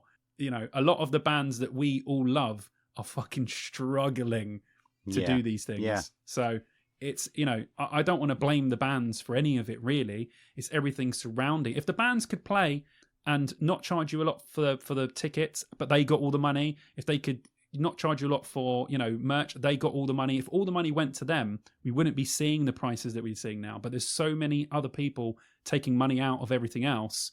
The bands are sort of between a rock and a hard place. They have to do these things. Otherwise, they can't survive and do what they love. They'll have to go get a day job in Tesco's. Do you know what I mean? Like, yeah. Just reminded me of something else, actually, as well, that came up in the Discord the other day, and it was about dynamic pricing. And how it's the band's choice whether they go with dynamic pricing or not. And that was, some people were quite angry about that. They thought it was all Ticketmaster's doing. But yeah, Ticketmaster have to ask the band first. and say, do you want us to do dynamic pricing? And if they say yes, then they charge more for the tickets if they're popular. But that got me thinking, and exactly like you just said, some of these bands are really struggling. They're not all the bands from like the early 2000s boom. Yeah, they're all fucking rich because they get made a lot of money from album sales. But probably most bands that came around since then, probably even a lot of bands from then as well, they're probably not making a lot of money. No. And this is why you see such a gulf in music videos these days. People in the early 2000s were spending £1 million. Yeah. £1 million on one music video. They would release 4 singles from an album. That's why the music videos now, you still get some really good videos, don't get me wrong, but you really, really need a really good artist, director, producer of a music video to make it a great music video. Whereas before, I mean, these record labels were throwing money at these music videos. It was insane. Yeah. Now, they would never do that because it would be too much money for them to be able to go and do those things. Yeah. I just people need to realize how it was before. It's not how it is now. No. A lot has changed in the music industry within 20 years. It's a completely different place now. Yeah. Better in some ways because we've all got access to all the music we want at our fingertips. We can listen to me and you could go listen to any band we want now as long as they've got music out there. Yeah. Whereas before, you'd have to go to buy a CD or an LP or whatever. But so, there's ups and downs. Yeah, we can't see as many bands live, but I can listen to any fucking album I want at any time. Yeah. Which is, if you would have told me I would have been able to do that when I was a teenager, I would have bitten your hand off for the opportunity to be able to do that. That is a very good point. Yeah, I mean, we even did an episode about Spotify and streaming, and it seems like a long time ago now, but love that one. That was really interesting, wasn't it? Yeah, and the point you just made, I didn't even think about that as being a relevant point, but that is such a massive thing. It really is. But what I was going to say was, obviously we don't know how dynamic pricing fully works, and we don't know how much the band gets from it.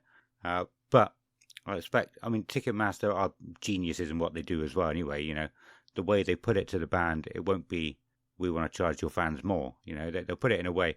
But these bands, a lot of them are probably been on the verge of having to go and find a job again. A lot of them, they probably want to live from being a musician. They want to be able to earn enough from being a musician because that's the best life. Maybe not the best life, but it's an amazing life and you're doing what you love. But there's probably been points in some of their careers where they're just running out of money and running out of money and running out of money. And they're like, I need to get a job. So when they're offered a chance to have more money, and if they sell more tickets, they get more per ticket sale, then why wouldn't you do it? You go, like, actually, that will really help me. So you don't know. We don't know how it works. We might find out soon when it all comes. I'm going to say crashing down. It won't come crashing down, but it's being investigated, isn't it? So yeah. Well, we'll see what the economy does. If everything else crashes, music will crash as well. Yeah, it will. Yeah. So that'll be interesting. Cool. Let's see what other questions we got. That was a great question. Oh no, so I found the question, and it was from Instagram. Yeah, it was John in Pictures, and I'll read the question in full because he had another one as well. Gig prices and availability. For example, was excited for Papa Roach's Infest 25th anniversary tour next year, but felt annoyed by the pricing and only UK show being in the London OVO. What's your stance on ticket pricing? There you go. I hope we answered that for you. But he's also said, Dave Grohl, has he lost the title of nicest man in rock? Probably. He never had it for me. And also, Linkin Park, should they have changed their name? I'm in the camp of no Chester, no Linkin Park. Emily Armstrong is a great vocalist, though. What do you think about Dave Grohl for a start? Has he lost his title? I don't think so. Till the details come out, I don't think so. Okay. I don't think he has. I'm sure he's still a really nice guy. It's known for being a very nice guy. Yeah. What he does in his personal life is, that's cool. That's his business, I guess. He seems to be nice to everyone. Everyone likes him, thinks he's a nice chap. Gets on with him, makes loads of cool music. Yeah, I don't see why he should be put down at all by it. But cool. Yeah. And what about Mike Shinoda and co. With the name of their current band? Yeah, well, it's obvious why they've done it, and they wanted to continue making music in the vein of Linkin Park because they don't actually have to change that much, and they just get a new singer. So I totally understand it. Would I prefer if it was done as a completely different band? Of course. Were they ever going to do that and not use one of the biggest names on the planet? Of course they weren't. No, it came up on a Discord, and and someone was saying like they can't headline, but they will continue to be one of the biggest bands on the planet. Definitely. A lot of people won't like it, but I think they will be.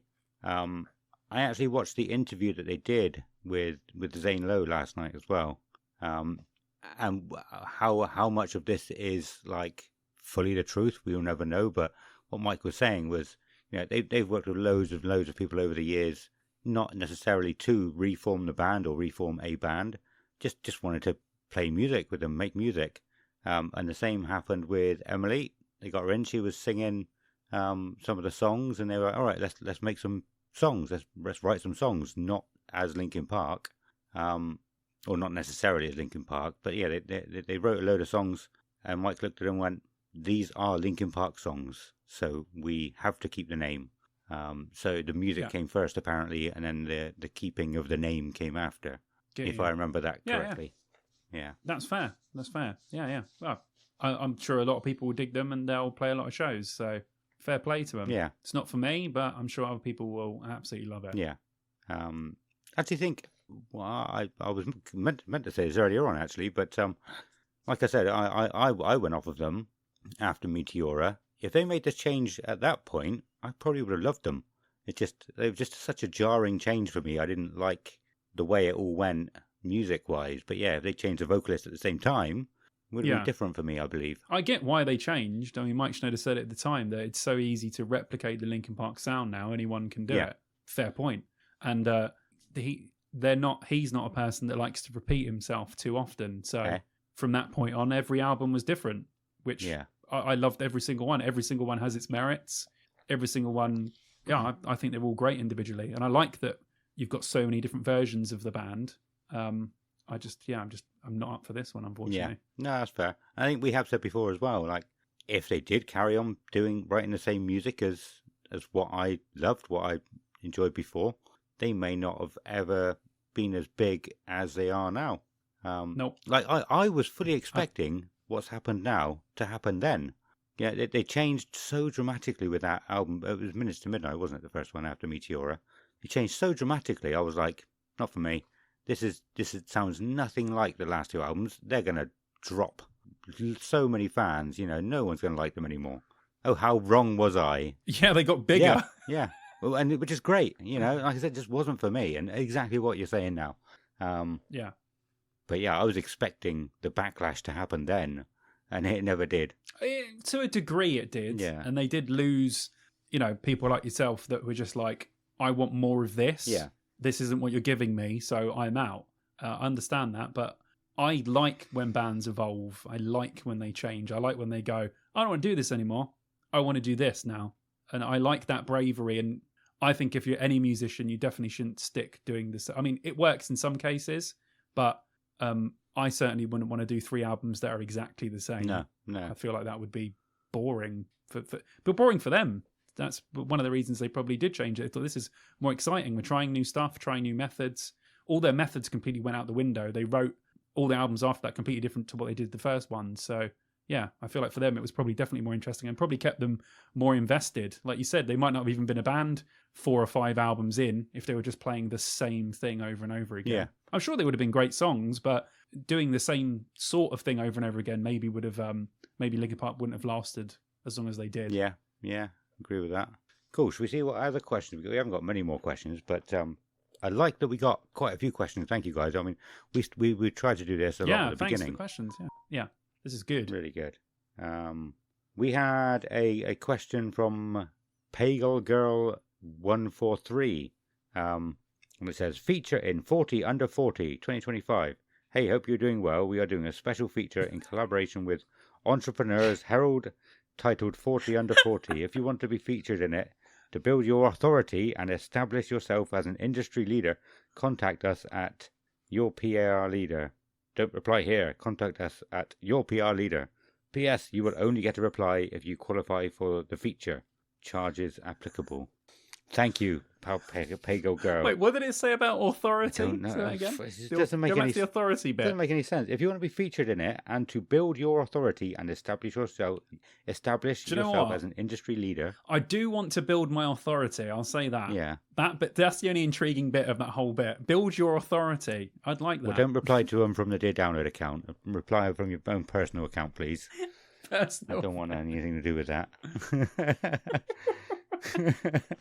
I love it. It just took me by surprise because we got the John in pictures one before. Hang on, I know who that is. I had no idea. I know him personally. Anyway, I didn't know that. I got them very close to each other, so like I think I read his first, and I was like, "Oh, there's another question. Cool." Oh, it's disappointing. It's not another question. Damn, just some spam. It was funny. What other questions? All right, let's go to the rest of the questions on Instagram really quickly. If we had any, I'm not sure if we did. Just one from the Alt Pro. Fuck off. Jesus. The Alt Pulse Project. Hell's yeah. And Rob or Laura has said, Mike Shinoda, Dave Grohl, Liam Gallagher. Shag, marry, kill. Wait, who's it? Mike Shinoda? Dave Grohl and Liam Gallagher. And that was Shag, marry, kill. All right, kill Liam. Yep, agree. Shag Dave Grohl. He's probably not the best at marriage. And marry Mike Shinoda. Mike Shinoda seems like a very nice man. And as you can see from all the videos he puts up, he has a very nice house. So I wouldn't mind marrying him. Yeah, I think I would go the same way. Yeah, I wasn't sure then. Yeah. But yeah, I'll go the same way. He does sound very nice. Yeah, Dave Grohl. Dave Grohl would be a good lay. Shoot Liam, unfortunately, just because he'd be the most annoying out of the three. Well, I do love Oasis. And yeah, Mike Shinoda, I'm sure he's a very nice man. So yeah. Excellent. Done and done. And let's just check over on Facebook. Was there any more? Oh, hang on. There was one more on Facebook. One more on Facebook from Marta Coe. And they've just said, religion in metal, plus or minus? Religion in metal? Yeah. Lyrically? Musically? Metal as a religion? Question mark. Metal as a religion? I'm Ron Burgundy. I knew you were going for the Ron Burgundy. I mean, there are a lot of songs I enjoy that have religious themes and are probably about religion. I mean, there are loads of Christian rock metal bands that everyone likes that probably wouldn't know they're Christian or like them knowing they're Christian, but they're not Christian. So I guess yes, because technically it is involved in music. So plus or minus, I mean, I'm an atheist, so I think any religion is a minus personally, but sure. Yeah, why not? There are a lot of songs by bands that I like that I know are definitely Christian bands. So yes, I'd accept it.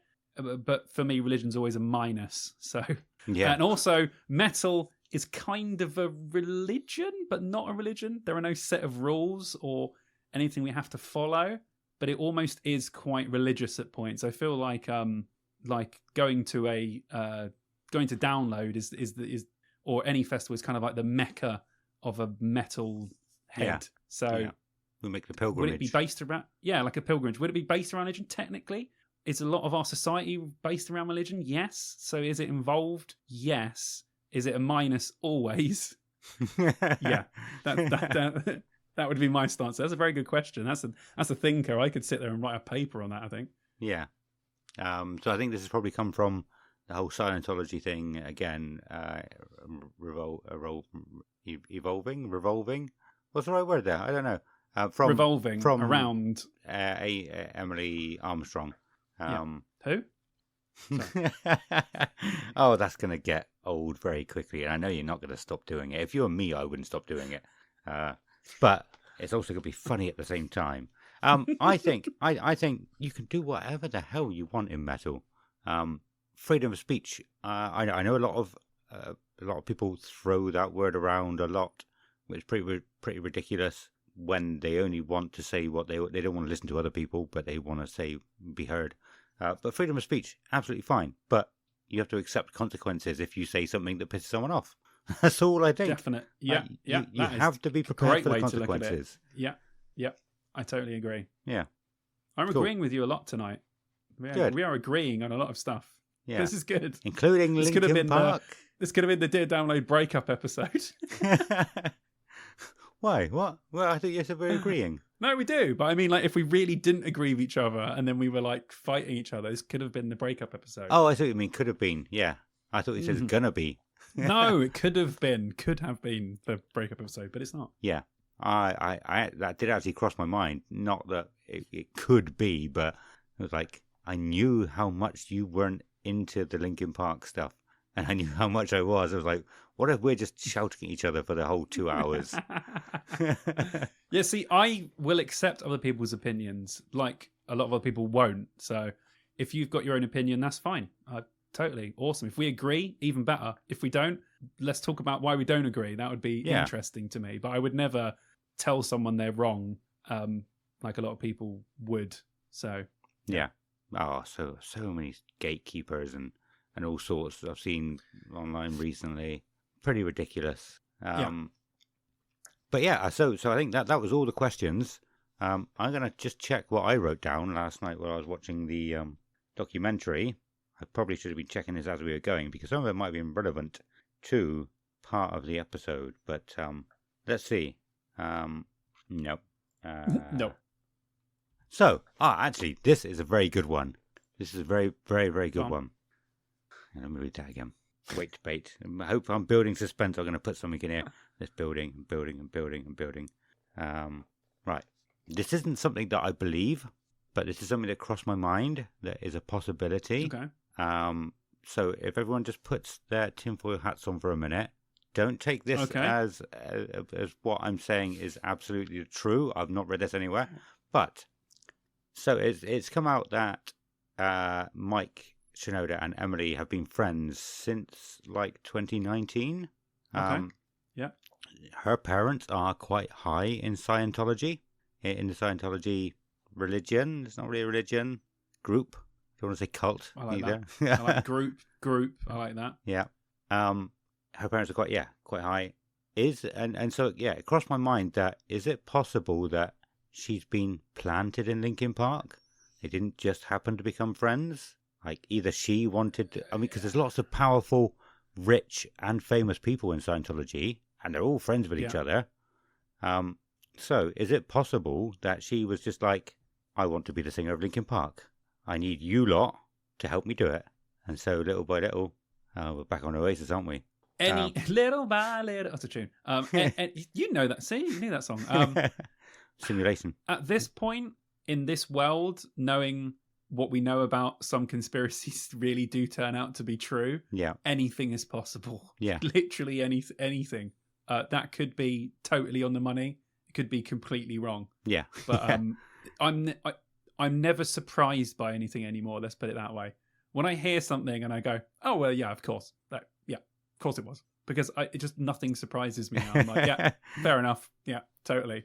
Yeah. So, yeah, I won't dispel anything anymore because anything could be a possibility. Yeah. So it's possible. When I thought of that, I thought I've either seen this in a film or it's been true somewhere, like it's been in the news somewhere. I could not figure out where I'd seen it before, where like this big group or organization was like, we need somebody in that group, and they all pulled together to make it happen, and nobody else knew about it. I can't remember what it was. If you can think of any decent examples, or either true examples or films that happens in, let us know, because it might just be the one thing that I thought of. But yeah, I just thought that was interesting. Or yeah, maybe it wasn't her. Maybe it was somebody in Scientology. Like it was like, we need somebody in Linkin Park. Who should we get in there? We need someone in this band. We need someone in there. Because, I mean, they just happened to become friends in 2019. Her band, Dead Sarah, or Sarah, whatever it was, when I looked during the gig, so this wouldn't have been inflated by new fans or new listeners, on Spotify I had 166,000 listeners per month. Can you imagine being a small band who just happens to become friends with one of the biggest celebrities in music in the whole world? You just happen to become friends with them and then start doing music with them.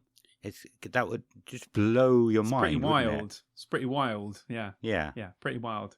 But yeah, again, we don't know the backstory. We don't know. We don't. Who they know, who's toured, and Mike Shinoda's all over the place, collabing with everyone with his own stuff, and he knows people that obviously Linkin Park have played with before and toured with and all that sort of stuff. So yeah, any of that could be true. Yeah, absolutely. Anyway, that was all from me. That was my stuff, my questions at the end. Very good. I enjoyed writing them it. down. As I was watching last night, watching the interview, should we take that pin out? Should we? It's out. So obviously that we were talking before. There was rumours that what was I saying? I know what I want to talk about, but what led into this? I don't know if you remember. Oh, touring and going. Might as well pay to go over to another country. Okay, I remember. There was talk about the possibility that it might have been Saliva's singer that was Linkin Park's new singer. Ooh, Do you hear that? Did you see that? You told me that. You told me that last week. We spoke about it. Yeah. It obviously wasn't him. After the live show last Thursday, I was pumped up. I was enjoying everything. I thought, I'm going to send him a message. I'm going to message him and say, look, I'm glad it wasn't you. I've been waiting 20 years to see Saliva in the UK. And if you joined Linkin Park, it would have been a great gig for you, but I would have drastically lessened my chances of seeing Saliva. Yeah. So I'm glad it wasn't you. So I said, you should bring Saliva over to the UK. Also, bring Anti-Saint with you, because they went down really well at Download. And I think that he's not replied to me, isn't it? He's not replied. I wasn't expecting a reply, but No. like it was either like the day after or something. I thought I've just basically told him to bring a load of people, a load of crew, all of his gear, all of the band's gear, all the different other bands' gear, and come and tour UK because I want them to. What would be my response to him if he said, well, if you like us that much, come over to America to see us? It's only you only got to pay for you to come over, take a week holiday, get a hotel somewhere. And I thought that would be a very, very good point. Why would I expect a band to come over and tour here when True. it's more logical for me to go to somewhere else to see them? And Yeah, but you're definitely not the only one that would want that. So no, Yeah. but it made me laugh a little bit, and it scared me a little bit because I thought, what if that? What if that is his response? What would I say? It's like, yes, actually, you got a very good point. Well, that's what you would say. Yeah, actually, you're totally right. Why haven't I come over to see you guys? Yeah. Why are you coming over to see me? Yeah. Anyway, that was interesting. Andrew from Anti-Saint. If you are still listening, it's been a while since we spoke to you. If you are still listening, get on his case as well. Help me Yeah, out. everyone message him and say, come on, and bring Anti-Saint, please. Yeah. Love it. Anyway, right, that's it for this episode, I think. Are we done? We're We're done, bro. I feel like we covered a lot in that. I think everyone knows now how we feel about stuff, and now it's everyone else's turn to discuss on the Discord. We want to know what you guys think about it. I know a lot of you have been speaking about it already, but I'm sure we brought up some points that you guys can respond to. And as always, if you're not in the Discord and you want to have a conversation with everyone about what we've talked about, get yourself in the Discord. It's a friggin' awesome place. Yeah, definitely. You can find all the details for that in the episode description. There'll be a link tree there. You'll find an invite to it and everything. This has been a really cool episode, really long one. Lots of editing to do. I'm going to be very hungover on Sunday. I didn't want to have to do any editing to this. But anyway, there's not much. There's just you're just gonna have to pick out the bits. But I wouldn't say there's much to cut out of this one. We haven't said anything bad that we need to get rid of. No, but it's just little bits. Anyway, very cool episode. We've got to say thank you to the Patreons now. I did send them a message just before we started recording, actually saying like change it to. Vicky said, "What is there a theme?" And I was like, "I don't know. I don't want to make it too specific because you've only got like 2 and a bit hours to decide on something, to think of something funny." So I said anything related to current events, like a pun, because there's so many puns for Dave Grohl for some of his songs. Like everyone picked up on. I've got another confession to make. There Goes My Hero. So many puns in his songs. He's put himself in a hole in this one, isn't he? Yeah, so I said that, or anything Linkin Park related, or something related to what's going on at the moment. And Alexander said he's in exactly the same boat as me. He didn't say what, so I just assumed with the hating of Oasis part. But yeah, let's have a look. Let's find our Patreons a second and say thank you to them while we read out their names. So, we have to say a massive thank you to Mike Ferris, Dave, formerly the nicest guy in rock, Grohl, Liam, Tom West, why did Dave Grohl cheat? The breast. That was good. That was really good. Very good. Very good. Chids Nips, Dave Grohl Jr., Matthew, Dave Grohl's dirty monkey. That's not even that difficult to say. I was just laughing so much. Dave Grohl's dirty monkey wrench, Scott Seeger, Ben Saccone, Henry the mild-mannered janitor, the remains of Chid's bloodstock steak, George Butler, do not feed the geese, they're dead. Dave Meltzer gives this podcast 5 stars. Yes. And Dave Grohl's broken condom. So Alexander, when he said he agrees with me, obviously with wrestling, he actually did point that out about a week or so ago that he doesn't know anything about wrestling. There you go. But yeah, that's why he said he wasn't sure if he got it right. Dave Meltzer. Was that his name? Oh, it's perfect. Spot on, mate. Excellent. Well, you guys, thank you so much. We appreciate all of you. If you want to join the Patreon, we've got some cool things coming. You also get some really cool things sent to you. We'll send you a wristband.